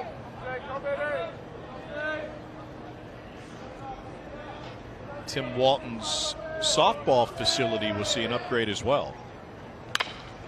Up the middle. So you're going to have, if I understand this correctly,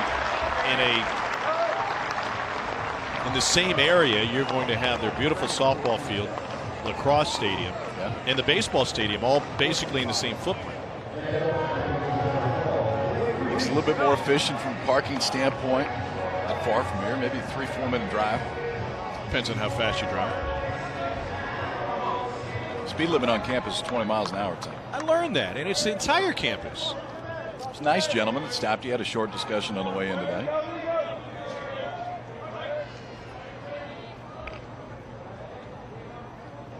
Here's Blake Reese, who is 0 for 1.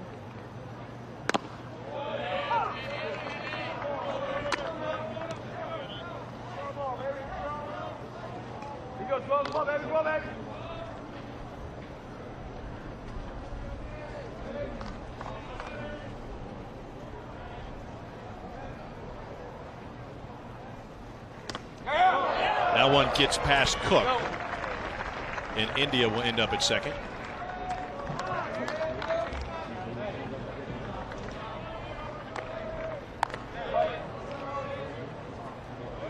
The defending national champions off to a wonderful start here in game 2 of the series, up 12-2. Kevin O'Sullivan has taken Florida to Omaha 3 consecutive seasons now, twice in his coaching career here in Gainesville. And they've been close before, but able to win it all by knocking off LSU. Reese will wear it.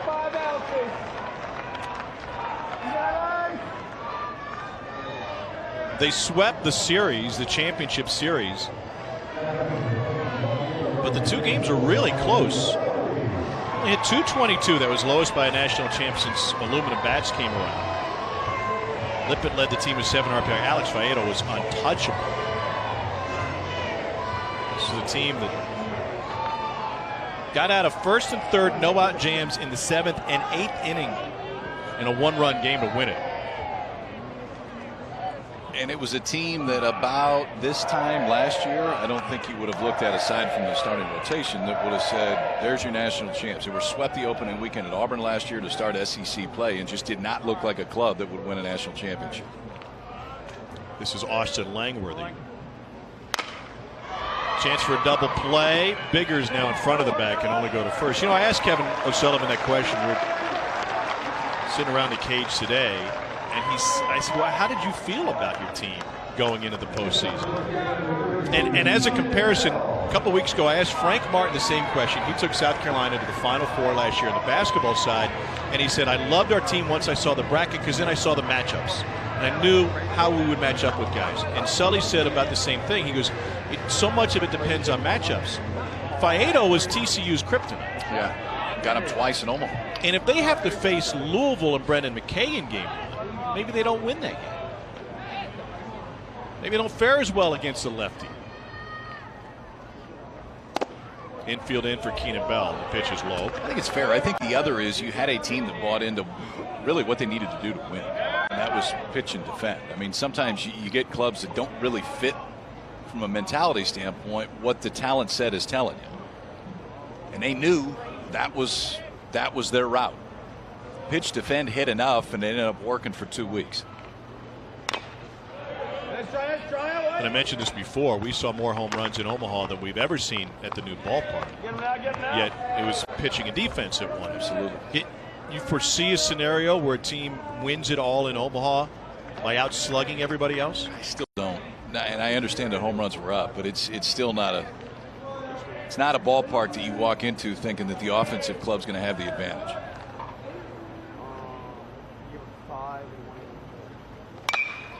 Yanked down the line. That is a foul ball. Fred Cannon down the line. Look fair from here.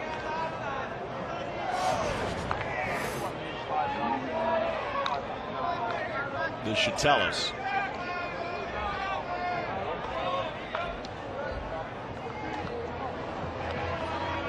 Guy Fred Cannon got it right. The bare eye in real time, I thought that ball was fair, but it looked like it was foul by maybe an inch or two. You can't challenge. Kevin O'Sullivan decides not to at this point. That one of the changes in the SEC this year.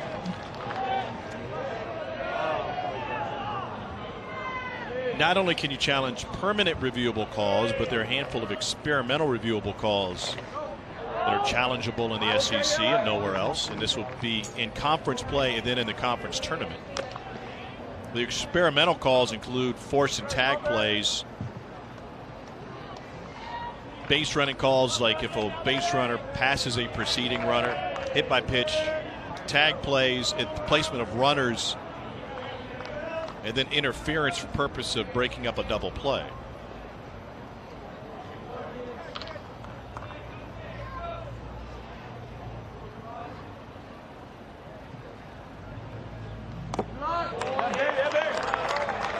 So far it seems like the replay review has been a non-factor. We're only a weekend in. I would like it to get to the point to where it's essentially identical to the Major League rule.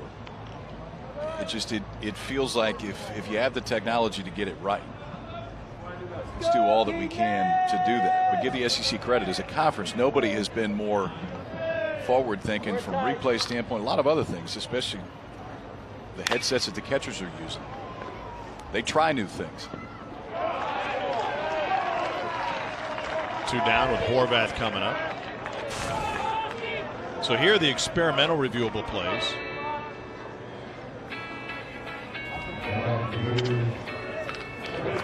running calls, the hit by pitch calls, which is one that we've heard explained a few different times, and I still think it's more of a judgment call than anything else. Whether or not a runner waits long enough to tag out, placement of the runners, interference for the purpose of breaking up a slide, which Palmineri maybe wanted last year when they were in Omaha. I don't think that call would have been any different. It was called a double play on LSU at a giant spot in that finals against Florida last year. But still, I think that within reason, I mean, there reaches to a point where you can't review everything clearly, but for the calls that have the biggest impact on the game, you'd like the freedom to be able to go back and make them right. It was Jake Slaughter late in the game in game 2, sliding into the second baseman and not directly into the bag. I don't know. To me, watching from home, there was no controversy in that one. It was clear that he didn't go into the bag. My point isn't that it wouldn't have been overturned. I think my point is that you would like to ask and make sure that the call was right. I agree with you. I think the call absolutely was right when it was last year in the finals. But I do like that you can now take another look at it. Well, there was controversy in the LSU-Oregon State game when Pat Casey did not ask for a review of a ball down the left field line that was obviously foul that the umpires got wrong. The crew chief at any point with instant replay in the postseason could say, hey, we're going to take a second look at it, make sure we got it right. The problem in that sense is if they don't think they got it wrong, they're not going to look at it unless the head coach asks them to look at it. It's still overall in regular play outside of the SEC and in postseason, there are no challenges, but you can simply say, hey, Blue, can we take another look at that? There is no replay in the Pac-12. Pat Casey did not ask for a review. They never looked at it again. And it was a key point in the game, and the best team in college baseball did make it to the finals. Little dribbler back to the mound. Kashyshak takes care of it. We will have a chat and hear from Kevin O'Sullivan talk about his big decision that led to a national championship. This is fascinating right now, because if you want your best chance to get out of this thing without giving up any runs, it's that guy warming up in the bullpen right now. I asked myself a question in my mind before I left. Am I willing to accept the consequences if this thing doesn't work out? And as I was walking, I am. I'm willing to make this move. He absolutely went all in. Everybody push the chips to the middle. You could win a championship tonight. And the Gators get their first College World Series championship. So take us back to game number 2 and the decision Kevin O'Sullivan had to make with Jackson Kowar coming out of the bullpen. He had not come out of the bullpen the entire season, and Jackson Kowar was slated to potentially pitch the next day. Into foul territory, and catch made by Austin Langworthy, one down. And at that point, Kowar was the best option. Michael Byrne had already been on the mound. He was running out of stuff. Kowar was fresh enough to come in and get a few outs, and ultimately it was those last 5 outs that got him the save and got Florida their first national championship. And it was an idea that Kevin O'Sullivan really hadn't thought of on his own. Jackson Kowar came to him before the game and said, hey, I'm good to go. I can get you a few. With those few, maybe the biggest difference maker that Florida had in that run, because there was nobody left in that bullpen that had the stuff that this guy does. There's always two segments, two sides to that coin, right? Casey Martin, the freshman, pulls one foul. It's not just what you guys have. It's also what the opposition has. And Sully said point blank, I didn't want to see Alex Lang again. And he would have started game 3 for LSU. Alex Lang, the LSU ace first rounder last year to the Cubs, was ready to go in game 3. And Kowar would not have started game 3. Would have been available to throw a little bit, but wouldn't have started that game just because he had gone just a few days before. But had enough left in the tank to get him 5 outs, and he's got a ring because of it. Martin pops it up. J.J. Schwartz loses the mask to the screen. Got it with just inches to spare, 2 down. So you had a chance to sit down with Kevin O'Sullivan about 6 weeks ago and talk about his emotions during the College World Series and especially during the finals. Here's a guy who had been there numerous times, maybe have taken better teams to Omaha, but didn't win it. When he reflected on that, what kind of emotions did he share? You know, it was interesting. It reminded me of a conversation I had with Brian O'Connor, the Virginia head coach, after he won the national championship. And his approach was, you know what? We're going to play to win this thing. We're not going to play to be in it at the end. And that's exactly what Kevin O'Sullivan did. He knew in his mind that the best chance at the back end of that game was Jackson Kowar on the mound. And even though he hadn't done it the entire season, the eye told you that's the right move to make. He talked about stutter stepping when he walked out of the dugout to make the move, knowing that ultimately if it didn't work, they were the decided underdog in Game 3 because Alex Lang would be on the mound for LSU. It was the right time to take the chance, and clearly it worked out. Luke Bonfield at the plate. Count 2-0. It's also consistent with the way Kevin O'Sullivan managed his team the year before in Omaha. They were 2 and through. But going into that second game, he said, we're either here to win a game and stick around, or we're here to win the whole thing. So this is how I'm going to structure my pitching. This is a must-win game. They ended up coming home early. Lined into center. There's Horvath with a shoestring grab. 1, 2, 3 frame work by Jackson Kowar. He is retired 4 in a row. We'll hear Kevin O'Sullivan's thoughts when we return.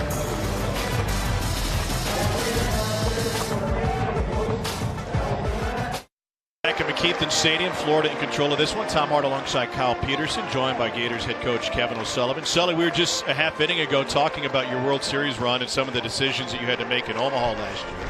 What are the lasting effects now of winning a national championship? Well, obviously, it's great for the players and the fans and everybody involved with our program. But to be honest, that was probably the biggest challenge we had going into the year, is to put at some point put it behind us and move on and move on to the 2018 season. How is this team different from that team? I think offensively, we've been able, knock on wood, we've been able to stay healthy. But I think offensively, adding Will Dalton there, obviously we moved him from the leadoff spot to the middle of the order there, but. I think offensively we're probably a little bit deeper, but, it just goes to show you if you pitch and play defense, you got a chance. Hey, your son and daughter took the baseball world by storm last year in Omaha. How are Peyton and Finn doing? Pretty good. I think they're at SeaWorld today. Good luck down there. Yeah, SeaWorld. They've been to SeaWorld, Universal, and just about every park, down there at Disney. It's unbelievable. We appreciate the company plug. Thanks for your time. You got it. Thanks, guys. It's Kevin O'Sullivan. Maybe we should go to Disney tonight. Go down to the Magic Kingdom. Short drive. Be aggressive. How do you think that national championship has affected Kevin O'Sullivan? Listen, I think that there's a point that you're tired of hearing, they're good, but they haven't won it. They're good, but they haven't won it. And sometimes I think that's way overstated, to be honest with you. But A, he doesn't need to hear it anymore. B, the one way that I don't think it's affected him is just his intent on trying to do it again. This guy is one of the masters in the game at going out and finding talent and ultimately getting them to campus. That's not going to change. You get a new ballpark coming. Clearly, it's a new season and a new set of challenges. Maybe there's a little sense of perspective just because he had a chance to win it right now, but I don't think it's changed the way that he approaches things at all. Well, Billy Donovan won back-to-back national championships on the hardwood while he was here at Florida. It's been done recently in college baseball. LSU did it in 96 and 97 under Skip Bertman. Oregon State under Pat Casey in 06-07, and then Ray Tanner in South Carolina back-to-back years. The challenge, from a basketball perspective, is getting guys to come back. Joakim Noah and all those dudes came back once again. And that kind of got Florida going on the basketball side of things. Baseball, where you're going to lose your talented juniors, but otherwise return rosters full of guys. I think so helpful when you have say a Whit Merrifield at South Carolina who had been through the battles and knew what it was like to have pressure at bats. When you get back to, I'm not saying it's easy. It's never easy for anybody. It shouldn't be taken for granted. But you kind of double down on that experience. So look at this Florida club right now. You get 2/3 of your weekend rotation from last year back. The only that they lost was Alex Faedo. You have your closer back who led the country in saves. Deacon Lippett, Nelson Maldonado, J.J. Schwartz, Jonathan India, Langworthy, and Nick Horvath all played massive offensive roles in that team last year. So there are a ton of pieces back from the club that won it all last year.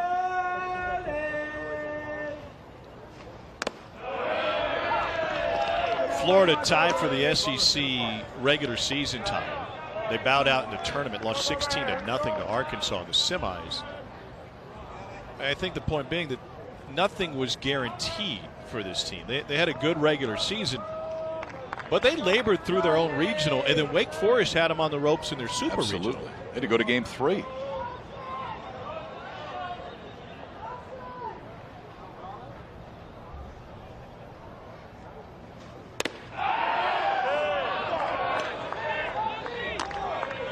How much did the schedule help that Florida was able to stay on the winner's side and split up Faedo and Singer and have those guys ready to go? I mean, the biggest advantage in Omaha, just because the schedule is so drawn out, is if you win your first 2 games. If you win your first 2 games, you can set your pitching staff up differently than really anybody else can. And when you get the depth that Florida has, and you really had 3 true starters turned into 4 because of what Tyler Dyson did in Game 2 of the finals, it's allowed Kevin O'Sullivan the ability to really use all of his pieces. That's well done right there by Kostichuk. Takes care of it himself.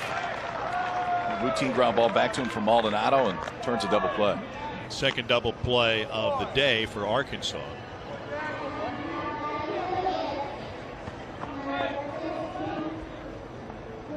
And here's Will Dalton.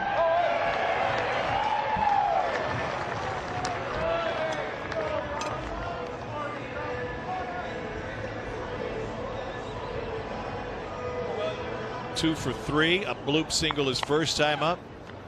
A double that found the bag at third his last time up. He came around to score on an error by the left fielder Kierstead.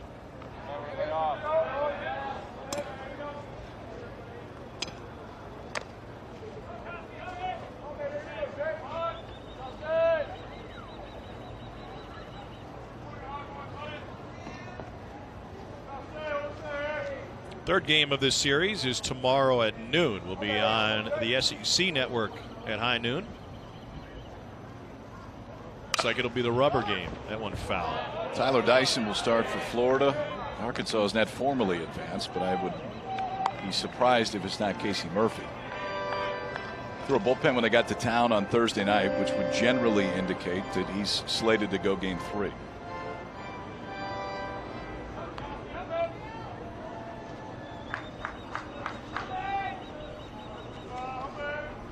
Are you surprised then that they've left Kostichuk out there now for, he'll get up to 50 pitches before he's done?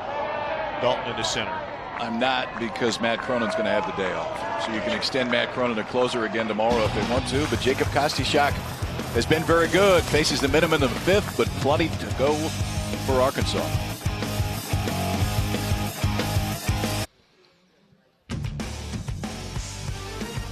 Gators all over the place, and it's been all Gators so far today. 12-2 Florida as we go to the 6th. Women's basketball, the NCAA Women's Championship, presented by Capital One, continues today over on ESPN from the Spokane Regional and the Sweet 16. 4 Eastern, 1 Pacific. Number 1 seed Notre Dame faces 4-seeded Texas A&M, followed by the underdog Central Michigan Chippewas trying to knock off 2nd-seeded Oregon. Both games on ESPN and also on the ESPN app. All right, so there you go, Tom. Central Michigan on the women's side, the Chippewas, is an 11 seed, right? The Ramblers of Loyola are an 11 seed. Yeah. You've got the same color scheme, which, by the way, looks eerily similar. The Loyola uniforms look eerily similar to the Hickory uniforms from the movie Hoosiers. Wow, look at you. Pulling a lot of things together. Had a lot of downtime this week. Loyola coached by former Creighton Blue Jay Porter Mosier. Former assistant to Rick Majerus. Dominic Fletcher retired. One down, and Jordan McFarland coming up.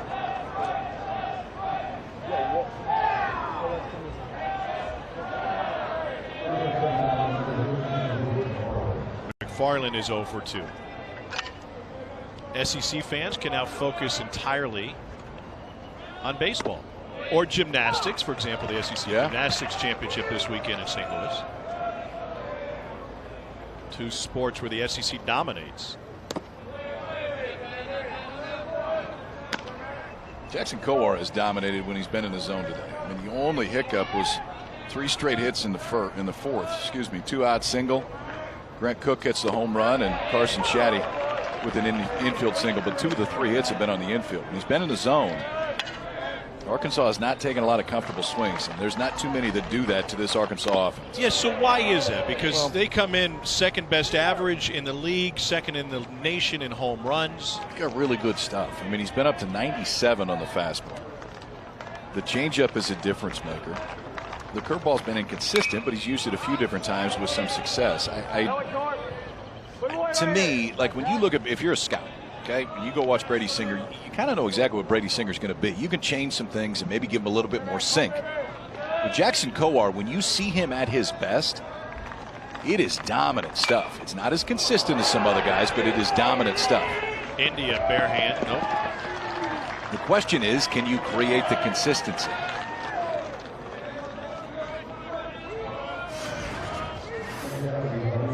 Now giving up 4 hits on the afternoon, but 3 have not left the infield. And based on where Blake Reese was playing, if that ball goes through, it's probably a play that Reese can make on 2 hops and have a chance to throw out the baseman.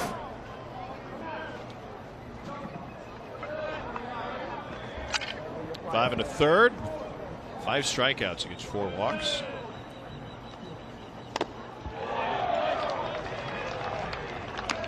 That's the one.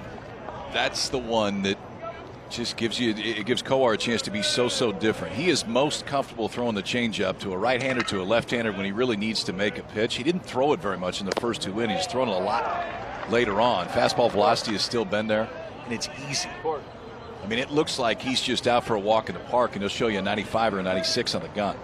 The highest velocity in his fastballs today have been at a 3-0 count, where he just kind of lets his body work and the ball comes out of his hand.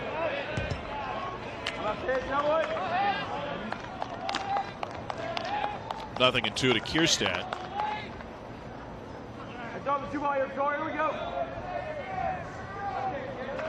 Kierstad and Dominic Fletcher have both had games this season where the opposition has shifted against them.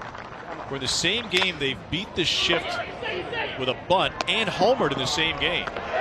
Kierstad got there before the foot came in. 2 down. He may not have beat the throw, but I don't know if Kowar got his spikes in the bag. No, he didn't. He got over there in time, but it's a tough play on the mound. First, you got to make sure the route is as direct to first base as you can because you want to get there quick. But watch his eyes. Eyes are going to go down right after he makes the play. So if you don't find that base and you're trying to go catch, look down, find the bag at the exact same time, you have to peek before the ball gets to you. If you wait until the ball gets there, that base runner's bearing down on you. And there's just not enough time if that right foot's not right on the bag. It's a hard play to make because you don't have to do it very much. You almost have to look away in the midst of it, make sure that right foot's on the bag. Then you clear the eyes and catch it. Casey Opitz has been behind the plate the last half inning. Freshman from the Denver area, hitting .250. Is there a perfect route? Is there a standard route to get to the bag if you're the pitcher? On the double play, you got to go straight there. If it's a ground ball deep to first base, a lot of times you'll banana a little bit more to first base. You want to give the first baseman an easier route for the flip. But on that double play ball, you want to go directly to it, break the feet down before you get to first base, and then peek up and find the baseball. But as many times as you do that in practice, when it's real speed and you got a base runner running right on your heels, it's just not an easy play to make. What'd you say? A banana? You get a banana in? Kind of a banana route? Does that make sense? I don't know. What else you want? You get a better idea? No, I just thought maybe you're going Gruden on it. So Spider 2Y banana. If you don't like it, you can rename it. No, I think it's perfect. I have no issue. There's no pride of ownership right there. Well, John Gruden was able to break down some draft hopefuls on the end. Day 1 of the draft, which is rounds 1 and 2, and Blaine Knight, who threw last night for Arkansas, should as well. There is big-time, high-level division or first-round talent in the SEC this year. Connor Pilkington actually walked a guy last night. Yeah, that didn't happen much. Casey Mize didn't walk anybody. He struck out 12.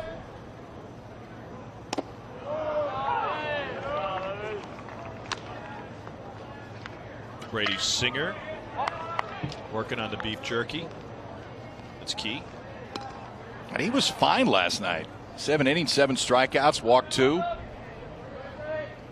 He doesn't mind not seeing Arkansas anymore because it was Brady Singer on the mound last year and yes. Hoover when Arkansas put a 16 spot on the Gators.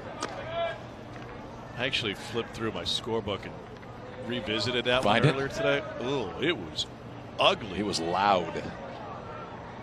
Gave up back-to-back home runs and was chased. The second one came from Spanberger in that one.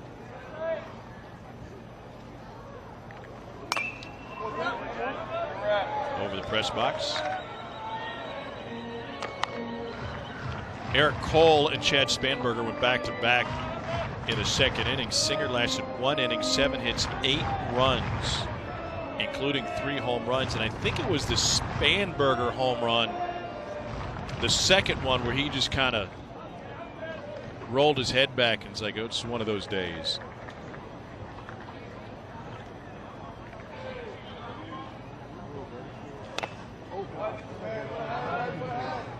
What we got on that? Is that Magnum PI? I mean, look at that. It's Hart. You need to try that. Well, it's a you whole need look. Super Troopers. That's exactly what it is. That you need to try that, and soon, actually. It'll take me some time. I'm going to need at least 3 days. Get started.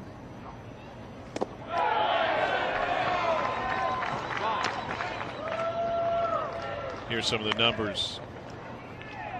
The guys last night. Blaine Knight's kind of got a little bit of mustache going now, even not in his headshot. He struck out 10 over 6 2/3. Once again, Mize didn't walk anybody. Another double-digit strikeout performance.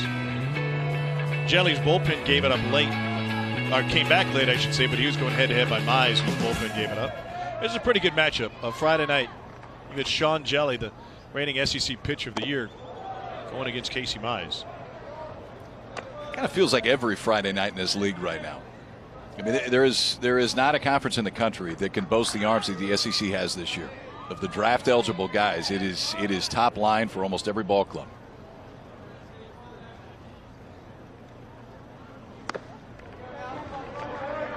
See Jacob Kostichak right there, and the difference for him, when it's right, he really gets over the top of it, finishes that fastball, and it ends up down in the zone with sink. When it's not, and that arm angle drops just a little bit, which it did with these last 2 fastballs, that's when that ball sails on him and stays up and out of the zone. This kid's got a chance to be real good if he can just get consistent with the release point. That was better. You can see the reaction by Grant Cook, his catcher, too. Immediately pointed out to him. It's a small change with the arm angle, but Grant Cook can see it. Saw it right away, and you can see it with the action of the ball at home plate. When he gets over the top of it and finishes that pitch, it has great sink. What do you got in the NFL draft? You take Zebulon Vermillion, who's playing catch out there with a football. You're going to take Josh Allen, Sam Darnold. I saw the Arkansas guys playing catch with his football before the game today. Yeah. Is that a Wes Johnson deal? Could be. Yeah, I mean, that's been around for a while, just a little bit heavier to try to loosen the shoulder up sometimes. Blaine Knight was doing it a day after a start. May have been the only throwing that he did today, just to work the arm out a little bit. Cole Ramage back there playing catch. There's a pitching coach with the walkie-talkie to call in the signs.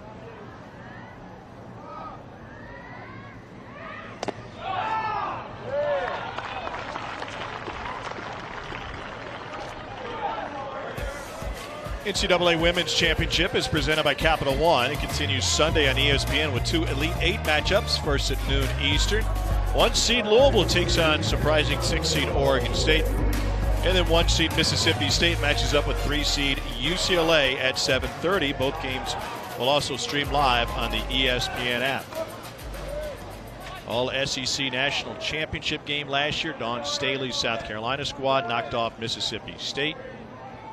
Virginia's got an opening. They came after Dawn Staley. She said, I am happy in the Palmetto State. Thanks, but no thanks. I can't wait for tomorrow.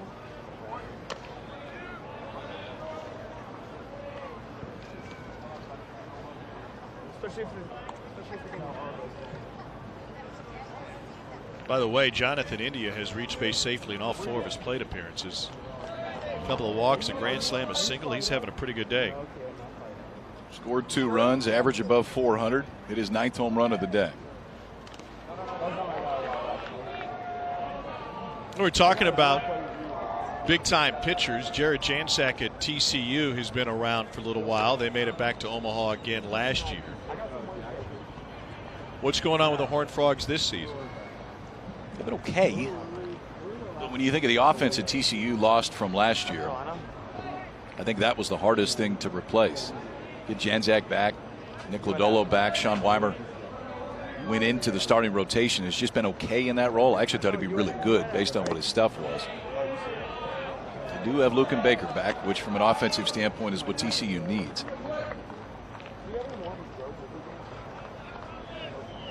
Big Slugger was injured last year. They still made it to Omaha. That would have been a difference maker for them. Absolutely.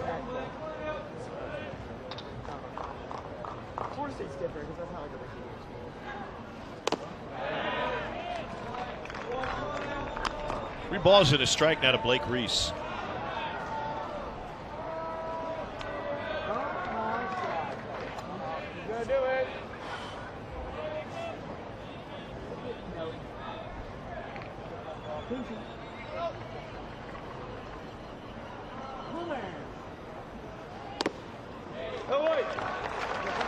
Back-to-back walks. Your typical Friday with the top 10. Oregon State doing it again, too. Florida was seeded today. Stanford's had a great start. Won game 1 against USC yesterday. Swept Rice in a 4-game series. Won 3 of 4 against Texas. When's the last time Oregon State lost a Pac-12 series? It didn't happen last year. No. Clearly hasn't happened yet this year. I don't know that it happened the year before either. How about Florida State? They're 19-5 Yep. 11. Mike Martin is on pace to pass the late Augie Garrido for all-time wins in college baseball. Augie won 1,975 games to go with his 5 national championships. Over in Tallahassee, Levin's making a run at it. Just 12 array right now for Mike Martin, who played at Florida State and has now coached at Florida State for almost 4 decades. Left Florida State this Tuesday from Jacksonville, and in the ALS awareness game at Fenway Park against Boston College, April 21st. Here's Austin Langworthy. By the way, speaking of the ALS awareness game, Pete Freitas was the all-conference player at Boston College who's brought awareness to ALS, was behind the Ice Bucket Challenge. And one of the kids that he used to throw BP to is now the starting shortstop for LSU, Hal Hughes, whose dad Pete Hughes was the head coach at Boston College when Pete was playing. And Hal wears that same number 3, and he's done it since high school. It's not very often that a college freshman comes into LSU and says to Paul Mainieri, I have a number that's important to me. I'd like to wear it. But that happened, and Mainieri allowed him to take number 3 for that reason. Hard to find a better reason than that. Indeed.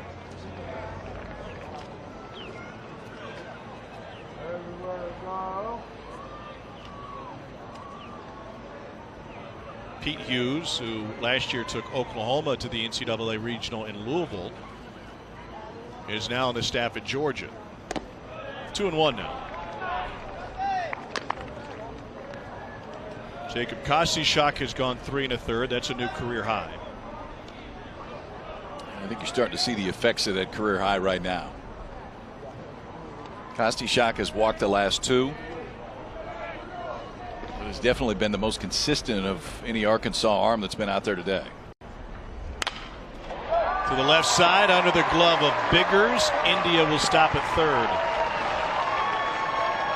They'll rule it a base hit for Langworthy, his second of the game, and the Gators have loaded the bases again. I want to give an assist to Jonathan India on this one. First, for not getting drilled because it looked like it was going to get that right foot. But secondly, he shields Jax Biggers. I mean, there is nothing he can do. After that secondary lead, it goes right between the wickets, and Biggers on a ball that was going to be tough anyway. It's a lot tougher when you pick it up about 10 feet away from you. Threw that backhand down just to try to get it, but India, I don't know if it was terribly intentionally. He just didn't have anywhere to go, but he absolutely shielded Biggers. So 63 pitches already for Kostychak. His previous season high was 41. He'd thrown more than 16 pitches only twice before in his first 6 outings. So uncharted territory indeed. Here's Keenan Bell, who was 1 for 3.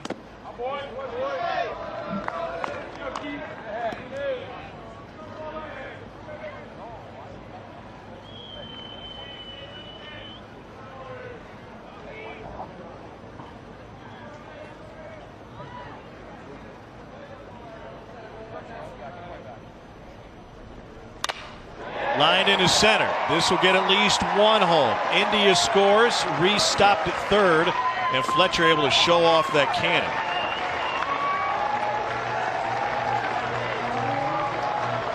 Bases remain loaded after Keenan Bell's RBI single.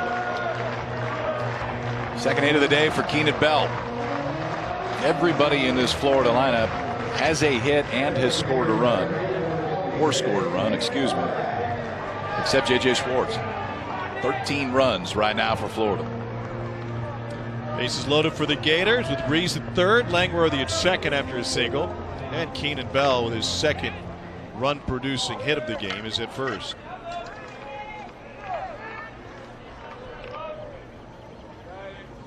Nine-hole hitter Nick Horvath.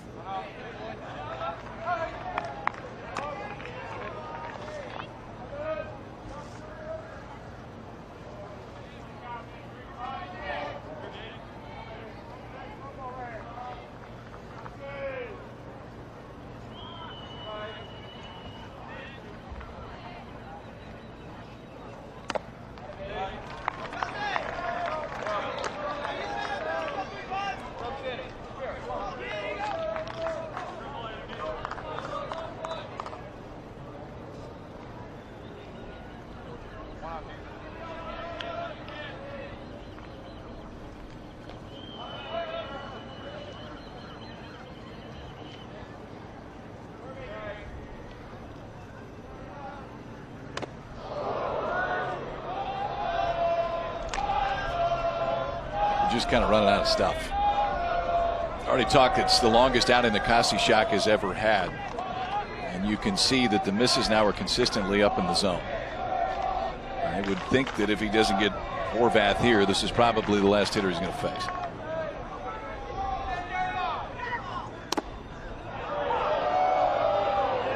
I think it's a 13-2 call with a 3-0 count. Courtesy. I don't know that there's too many in the ballpark that have an issue with it.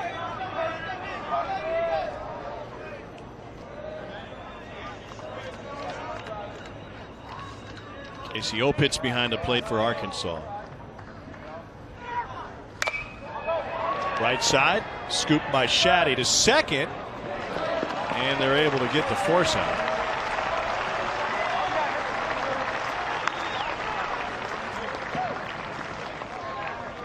Two down, and Deacon Lippett coming back to the plate. He is 3 for 3.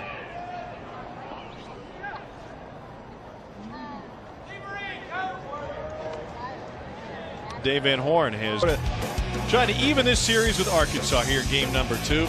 Jonathan Indian got the Gators off to a whale of a start with a grand slam in the first inning. They chased Arkansas starter Isaiah Campbell after just an inning. Second most runs this season for Florida. Already pushed 14 across. And Zebulon Vermillion, freshman out of the Kansas City area, will take the mound, 6'4", 208. On Twitter, he's known as Zebutron 3000. I'm going to try to add to his followers, even though he's been dormant. Sixth appearance, Zebutron 3000. That's a good nickname. Wes Johnson has nicknames for all of his pitchers, right? He does, and you don't get that Twitter information very often. Yep. Hart throws it out before the guy's even thrown the first pitch. I like it. 14-2. Deacon Lippett at the plate. And that one right through McFarland. Florida will push another one across.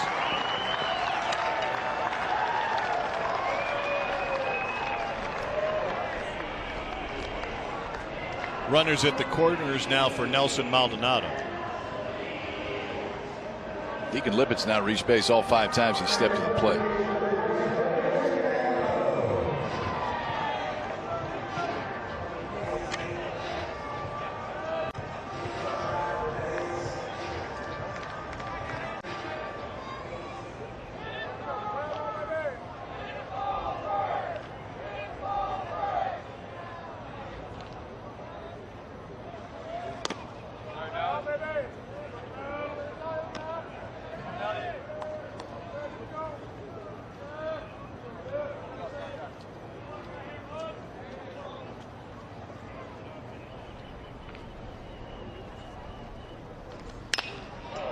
Into the gap in left center. And the wheel keeps spinning for the Gators. Lippett will be waved home. 2-run double off the bat of Nelson Maldonado.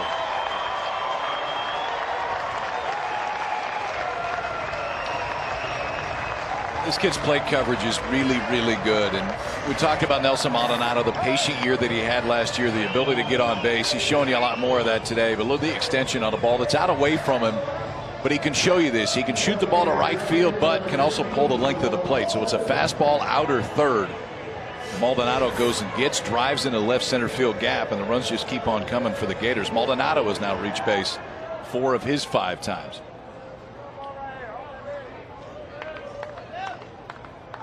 So here's Will Dalton again. He is 2 for 4.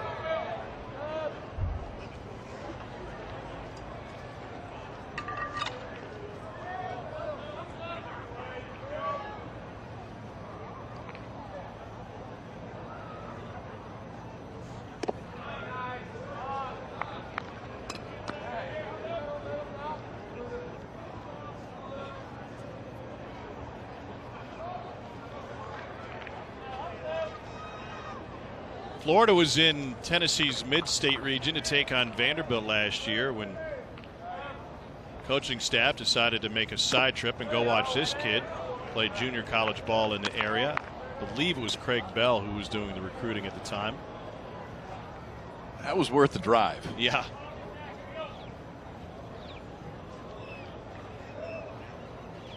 It's not too often you get a bat that makes the impact that Dalton has in his first year on campus. And I know that he had 1 year in junior college, but still the transition that this kid has made in a very short period of time has been impressive.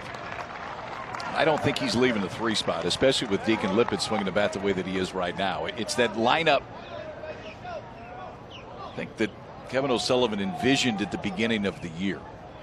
Deacon Lippett is healthy. He's swinging the bat well. Plug Dalton in there. J.J. Schwartz fits nicely in the 4 slot.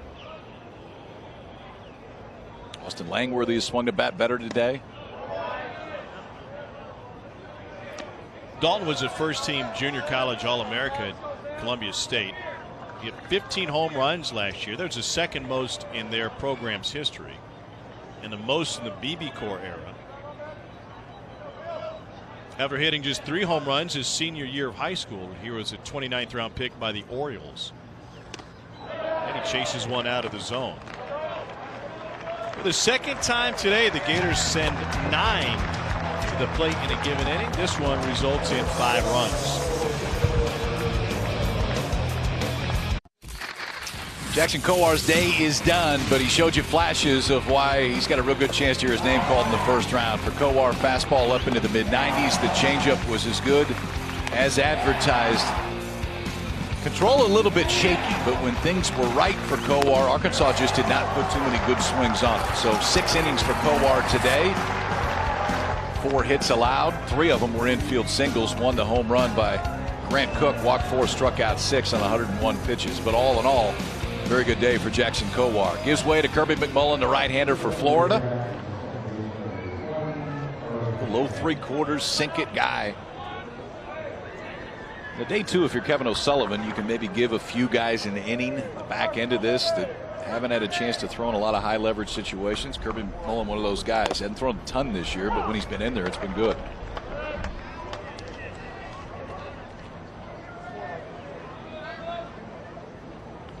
So what does Kevin O'Sullivan ask of guys coming out of the bullpen in a 17-2 game? Throw strikes. Here's the first thing. You want to make friends in a dugout in a 17-2 game. Throw strike 1 and then throw strike 2.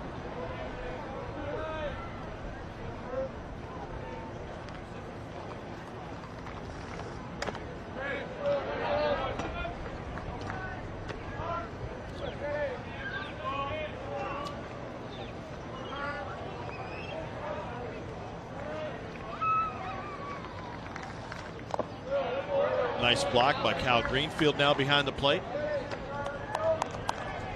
Freshman from Chicago. Played his high school ball in the state at Jensen Beach.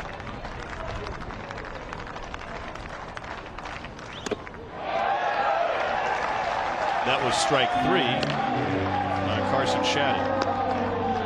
1 down.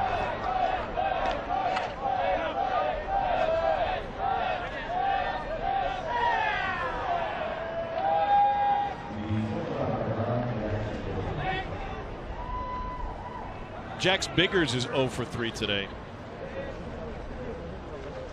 All 3 outs in the air for the Arkansas shortstop.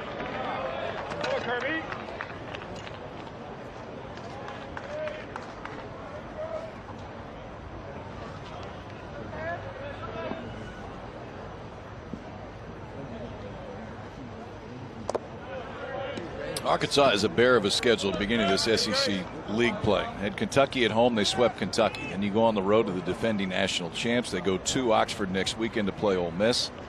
And then Auburn comes to town at home.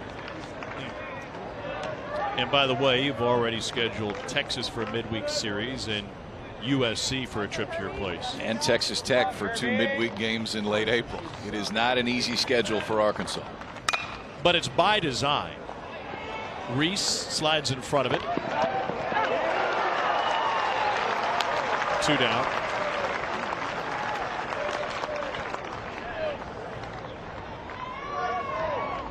Here's what you're talking about. Ole Miss next week. Auburn the week after.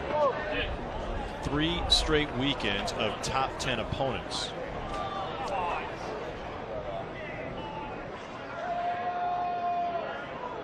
Going to need more production from the top of the batting order. The 1 through 4 hitters in this series are just 1 for 27 combined. No hits tonight. Tommy Hart, you excited? You got a replay. Yes. Here we go. We got replay. All right. So Jason Bradley will head down in there. I think Jeff Head is the crew chief here on this squad. So it was actually Head who's going in there. And they'll check out the old DVR machine and roll it back. And they'll see if Biggers was indeed out. This is part of the experimental replay, which is a force play, which is not otherwise reviewable. It doesn't seem to make much sense. That's pretty simple. And Jax Biggers will be on first base. It took Dave Van Horn 0 time to come out of the dugout and ask for that one right away. This is not a slight against Dave Van Horn. This is just a question.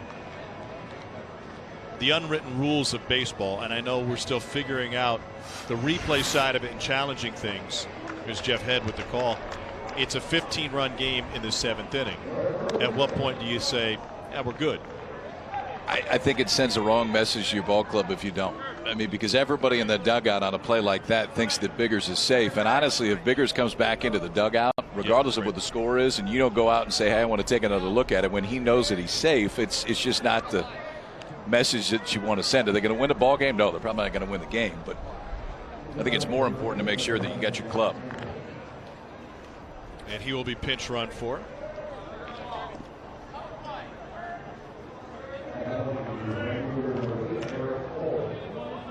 And Eric Cole comes to the plate with a runner on. Jack Kenley is your runner at first.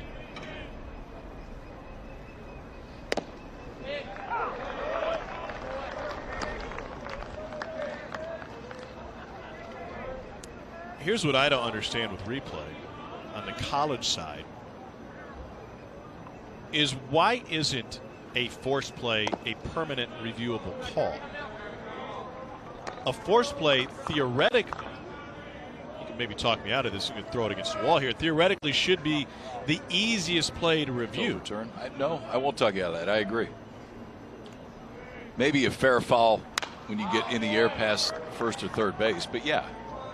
I mean, either the ball's in the glove before the foot hits a bag or vice versa. So it is reviewable on an experimental basis in SEC conference play and will be reviewable in the tournament, but not in the postseason.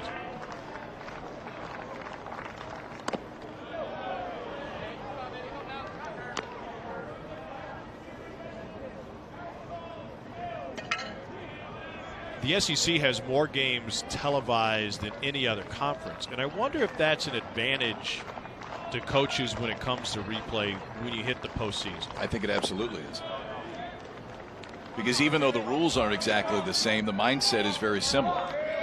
You've been used to doing it the entire season. I think it is. I mean, you referenced the Pat Casey incident last year, not incident, but the Pat Casey decision last year in Omaha to not ask for a challenge. And that very well could have something to do with it. You just, if you play in a league that doesn't have it during the regular season, you're not used to it. Eric Cole pulls one through the right side. Consecutive hits for Arkansas for just the second time in this one. And that'll bring Casey Martin up. Talked with Paul Maneri last week in Baton Rouge for the Missouri LSU series. And he said that they have gone so far as to almost go through a dry run. And he had gone back and looked at bang plays in the non-conference and discussed it with his staff and asked them, would we challenge this during an SEC game? And part of that, which was fascinating to me, was learning what camera angles you have available. We see it from the dugout. Do we have a camera angle that is going to show that catch? Do we have a standard camera angle that's going to show that force play? And on down the line. Well, because ultimately you only have two chances to challenge it. And whether you're right or wrong, it doesn't make any difference as you're going through the ball game. So you want to have the best chance clearly to be right. There is no video room available in the college game like there is in the big leagues, where you wait for a holler down the tunnel. Right. And whether or not your video guy says, yeah, you want to challenge that. I just looked at it in super slow-mo, the 30 seconds that we had.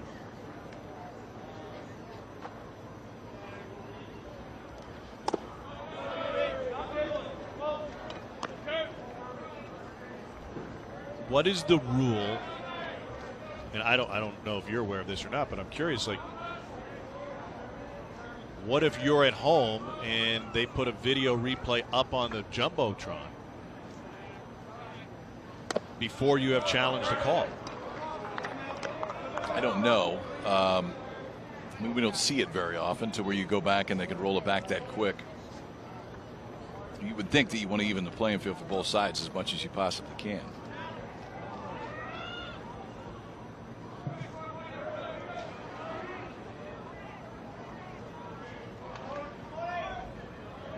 Martin's looking for his first hit. He is 0 for 5 this weekend with a couple of strikeouts.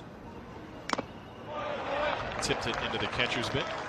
Full count. Take that 3-1 swing every time for Martin. There is plenty of power in that bat. 7 home runs for the freshman coming into this one. Walked in the first, was stranded at second base, and has flown out twice. From Lone Oak, Arkansas, population 4,000. You know why it's called Lone Oak? One of them. Yeah. 2 down. Tonight after boxing on ESPN, stay tuned for SportsCenter with John Anderson and Linda Cohn. They'll break down Pelicans Rockets in the MVP matchup between the Brow and James Harden. The Brow and the Beard. And the top moments and reactions from Loyola and Sister Jean's magical run to the Elite Eight tonight at 11 Eastern on ESPN and the ESPN app. Sister Jean's got any more magic today? You know she's got a bobblehead, right? She deserves a bobblehead. Here's Luke Bonfield. He is 0 for 2.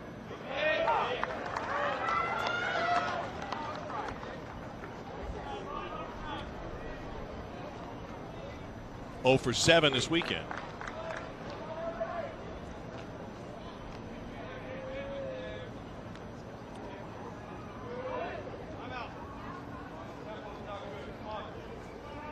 Arkansas won last night 6-3. They had 10 hits. But very little production from the top half of the batting order. And it's been a surprise for Dave Van Horn's squad this weekend. McMullen spins one in for a strike. 0-2.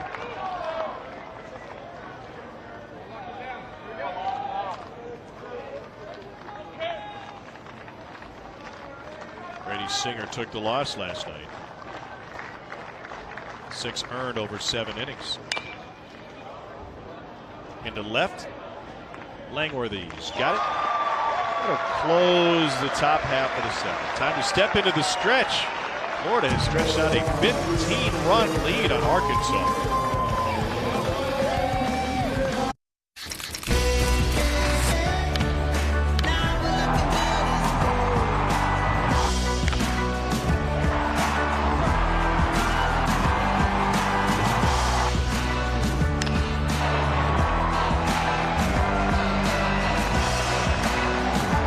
dump truck full of hits for the Florida Gators this afternoon. Most runs in an SEC game since Tax Day last year when they dropped 20 on Vandy.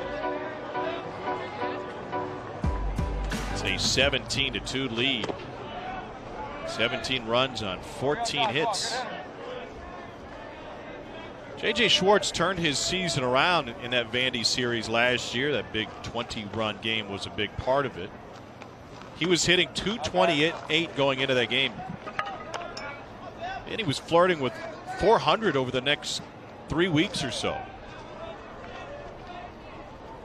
Looking for his first hit today.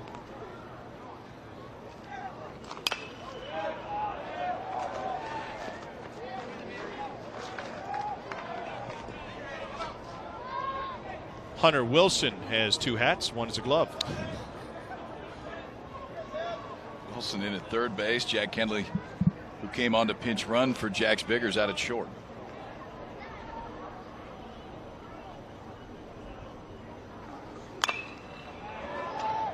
Another one popped up. This one will find the seats again. You can see a little bit of frustration from J.J. Schwartz after that one. Kind of throwing his bat up in the air and grabbing it.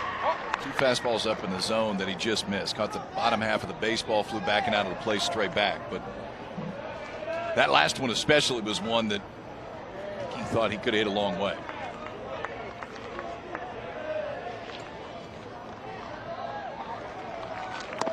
Whoa. Got him with a curveball. Second strikeout for Zebulon Vermillion. He'd seen a few fastballs up in the zone, that fouled him straight back, and reacted here like he saw another fastball. And realizing it's a breaking ball, it's not exactly the spot that you want to throw it if you're on the mound, but it worked out just fine right here. So 2 straight strikeouts for J.J. Schwartz.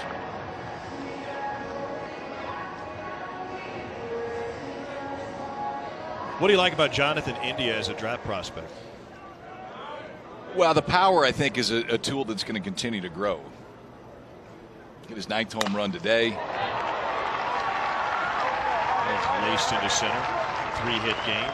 3 hits, 2 walks. He's reached base all 5 times. I think the one thing, and we didn't see it on the play, he had to make it third base, but he's a really good defender over at third. He's made just 1 error the entire season for Indy. He's fielded .984 at third base. So it's a tool that I think from a power standpoint, because you're going to pick a corner guy, you got to make sure that the power projects at some point. I think the power absolutely projects from India.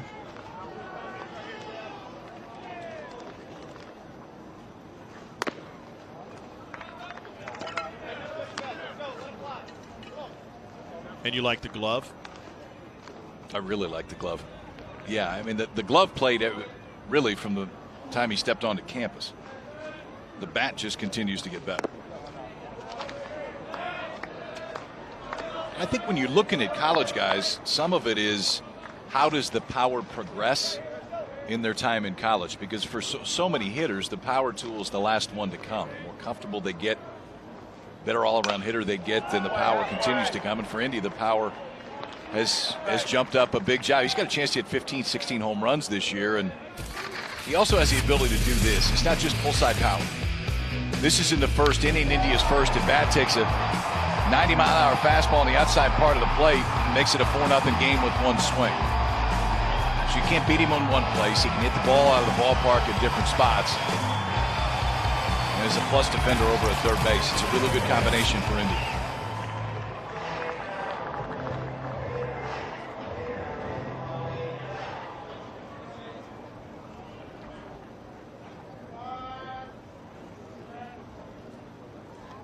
Austin Langworthy has a couple of hits to his name. This is Shane Shiflett pinch hitting. It was Brady Smith pinch hitting for Indy a moment ago.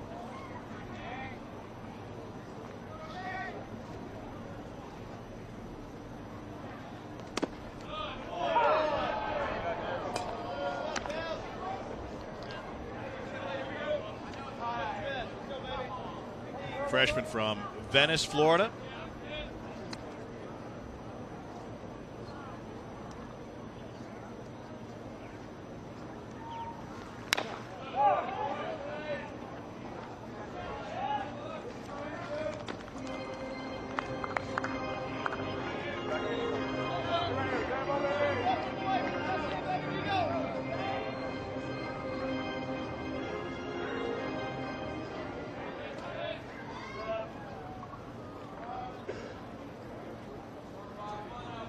Opportunity for both coaches to get some SEC weekend at bats. Yep.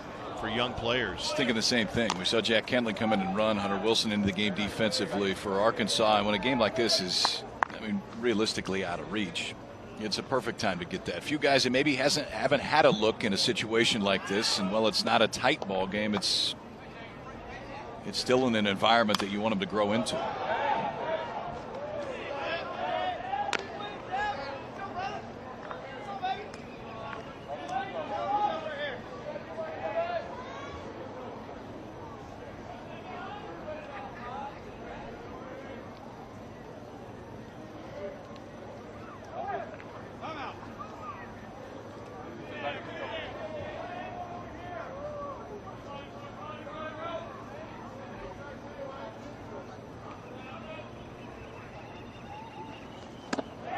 Got him swinging. Well, youngsters don't always get a chance to play right off the bat when you come to a place like Florida or Arkansas for that matter. Jackson Kowar will talk about what it means to be on the mound as a Gator when we return. Part of the reason I wanted to come here, and I'm sure he's the same way, was you look and it's Logan Shore, AJ Puck, Alex Faedo, Crawford, the list goes on and on, Hudson Randall. There's just always been really big time arms, and if you're going to pitch here, you have to really compete, and I think that's something that has really benefited our staff is, there's always going to be young guys coming up pushing you, and there's been guys ahead of you that are going to push you, so I think that environment, not with just me and Brady, but the whole pitching staff has been really awesome here. That's today's starter, Jackson Kowar, with their ace, Brady Singer. It kind of goes into what we were talking about a moment ago as Dominic Fletcher stands in for Arkansas. KP, I think sometimes we lose perspective on how difficult it is to step right in and play in the SEC, especially, but for any elite team, because we see elite freshmen come in and get opportunities, but in reality, you're probably going to be behind a guy or two, and you might be behind a first rounder. Richie Martin was a great shortstop. Those other three were all starting pitchers here. Yeah, and what's crazy, just to show you the depth of this place, Dane Dunning was not a starting pitcher on the weekend. You're right. That's a great point. But yet is still taking where he was in the draft. And I think the point of what Jackson Carr was talking about there is, the expectations when you show up. And in most cases, and it's been that way in large part since Kevin O'Sullivan has been here, you're not asked to throw on the weekend right away in a starting role. So you got a little bit of time to grow into it by watching those in front of you. And it's created really a factory here as far as power arms. First opportunity for Shane Shiflett in left, and he handles that one down. We saw it last year with Tyler Dyson. Tyler Dyson did not have a start during the course of the regular season. His first start was in the Super Regional against Wake Forest. His second start was Game 2 of the finals against LSU. And Dyson went out and spun a beauty against LSU to put Florida in a position to win the national championship. The depth just continues on the mound. J.J. Schwartz backhanded at first. Nice play at the bag by McMullen. 2 down. J.J. Schwartz starts his ball game behind home plate, now pushes over to first base, a spot that he played a lot more of last year with Mike Rivera and Mark Kolesvari here. This year the role is primarily back behind home plate, but he can still defend and is getting better at defending over at first base. In fact, it was his defense that was one of the biggest plays of Game 2 of the finals last year against LSU. Goes backhand, knows he has plenty of time. A good job of Kirby McMullen to get over there in time. Here's Heston Kjerstad. Wearing that C on his chest. That's a first time. Captain.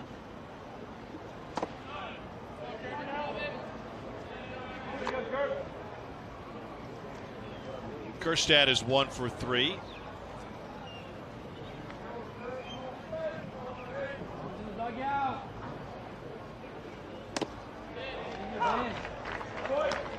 Four for 6 this weekend. Came in top 10 in the SEC in batting average and RBI.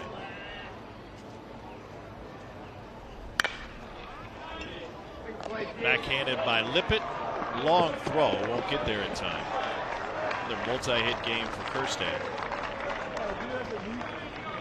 He's kind of hitting the right spot today. That's 2 infield singles for Kjerstad. That's 4 infield singles on the day for Arkansas. A good weekend, though. Went deep yesterday. That was home run number 6 for a kid that's going to hit a lot of them in his time at Arkansas for Dave Van Horn. 2 down for Casey Opitz.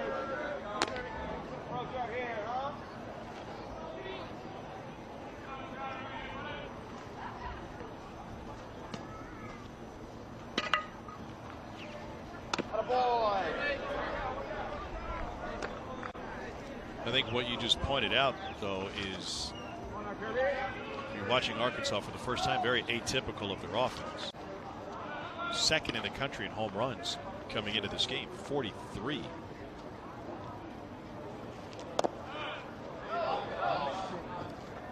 And what happened today is not going to happen very often in this offense, and I think it sets up a really interesting game 3. Tyler Dyson will be on the mound for Florida. We expect that we'll see Casey Murphy, the left-hander for Arkansas, tomorrow. And what's been 2 totally different days for these clubs.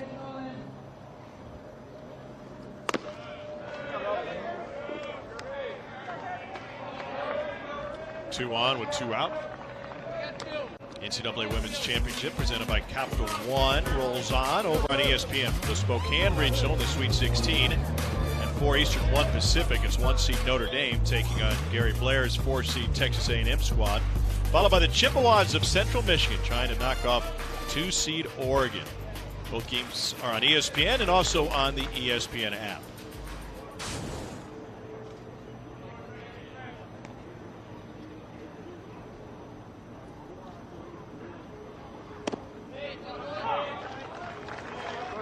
Carson Shaddy came back for his senior year. Actually, 5th year. I like this kid. I like this kid. Plays a solid second base, can run a ball out of the ballpark.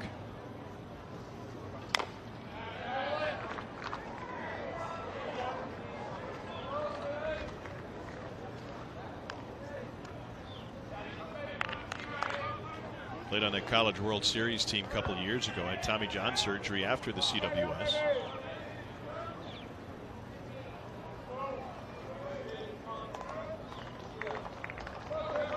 We need to find the tape of his backflip. That's what we need to find. Yes, that's going back in time. It's not that uncommon to see a baseball player do a backflip. It is uncommon when he's wearing catcher's shin guards. Played a little bit all over. Shortstop and center fielder in high school. Was behind the plate early in his career as a Hog. Now it's second. Find the breaking ball. McMullen with the strikeout. It's his 2nd K. Go to the bottom of the 8th. 17. You're watching the SEC on ESPN. Well, around the league this weekend, Arkansas won game 1 in this top 5 matchup. Meanwhile, Ole Miss and A&M split the first 2 games. Their series started on Thursday at beautiful Bluebell Park in College Station. Kentucky won game 1 against number 6 Auburn on a walk-off wild pitch as the Auburn bullpen imploded. And Vandy, a late one last night, knocked off LSU 4-2 to take the first game of that series. LSU hadn't had much luck on the West End over the years, and those struggles continue. A half swing, and this one's punched in the air. Opitz, the catcher, nice play right in front of the dugout.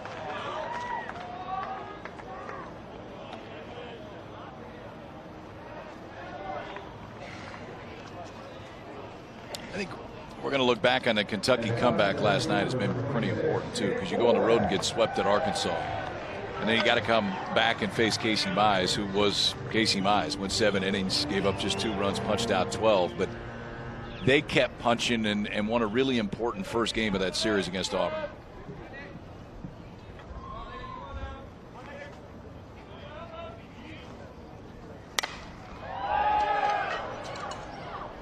Fletcher late jump, hustling in. Shaddy, what a play! 2 down. He must have heard our cry for the backflip. How about this athleticism right here, too? I mean, Shaddy keeps his eyes on it the entire time, and it was the length of that swing. It was a long swing, and I think that's why Fletcher had a late read out in center field. You think that ball's going to go further, so the only guy that can make the play is Shaddy. He had to cover a bunch of ground to get there and then follow that ball from all the way back behind his head. By the way, if you're looking for Tennessee and South Carolina softball, that is currently on the alternate channel. We will get you there as soon as we wrap up here in Gainesville. Deacon Lippett started the season 5 for his first 31. He has 10 hits in his last 12 at bats. Hello. Could have made a play. Dave Van Horn told me before the game. He said, "Be careful. We saw a few come back." He predicted that. He said, "We saw a few come back there. You got to be lively with the lefties." That was nice of him to say something to you and not me. He didn't say a word. Yeah. Well, maybe he figured you could take a few hits. He just looked up at you, too, just to see if you tried to make a play. Lippett is retired. 17-2. Arkansas needs 15 to tie, 16 for the lead.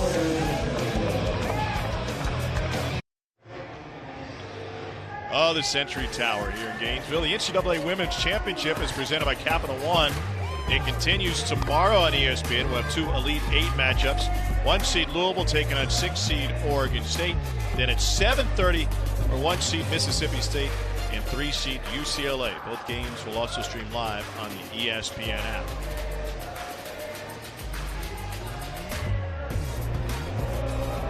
Beautiful day. Nice day to come out to the ballpark. He ain't ready to go home yet. It means nap time. He wants to hang out here for a while.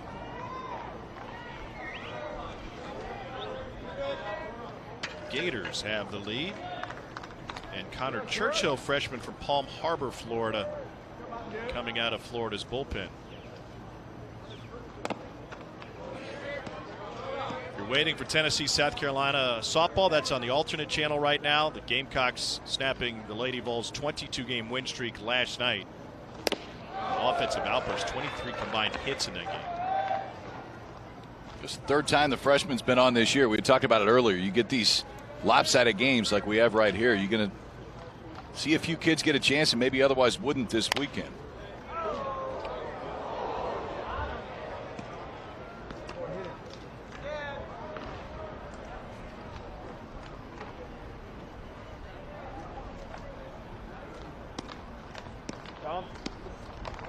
Catcher Grant Cook took that one when he was on the railing. I want to hear that, see that.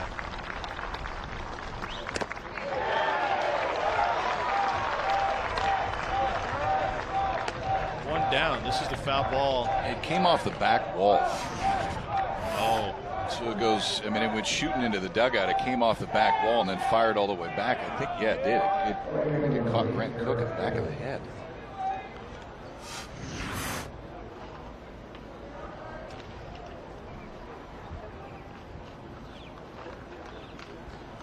Your starting everyday catcher. And the odd part of it is that he had been taken out of this game to get some rest, and they put Opitz in.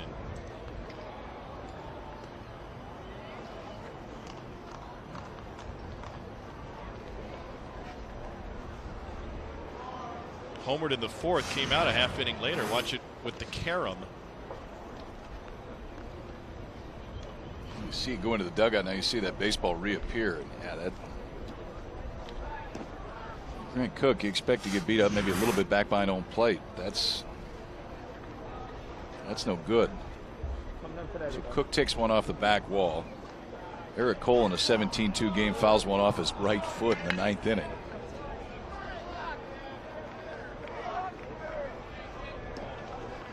Arkansas must be thinking, just get us back to the hotel. Cole is 1 for 3. This is the 3rd appearance of the season from Connor Churchill, who last appeared on March 9th against Rhode Island.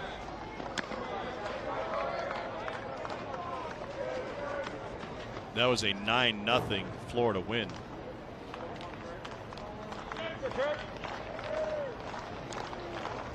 Florida's pitching staff was magnificent in that Rhode Island series. They only allowed 2 runs over 27 innings and 2 extra base hits. 2 down.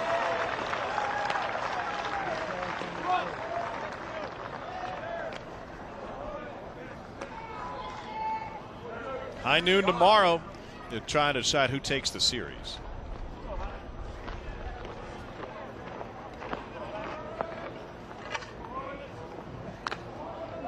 Florida wins that game tomorrow. Both these teams would be 4-2 after 2 weeks of league play. If Arkansas can win it, they're off to a 5-1 start and would cross Kentucky and Florida off the list. That would be an unbelievable start for the Hawks.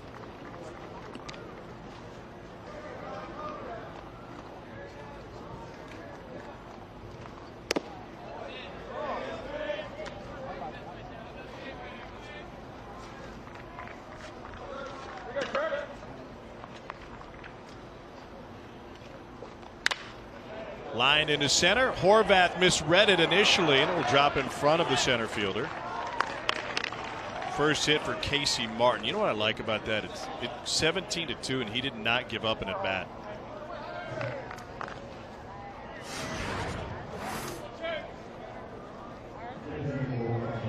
Neither did Hunter Wilson. He did not. He did not. No. Hunter Wilson had come in as a defensive replacement, gets his first at bat, shoots it out to center field, and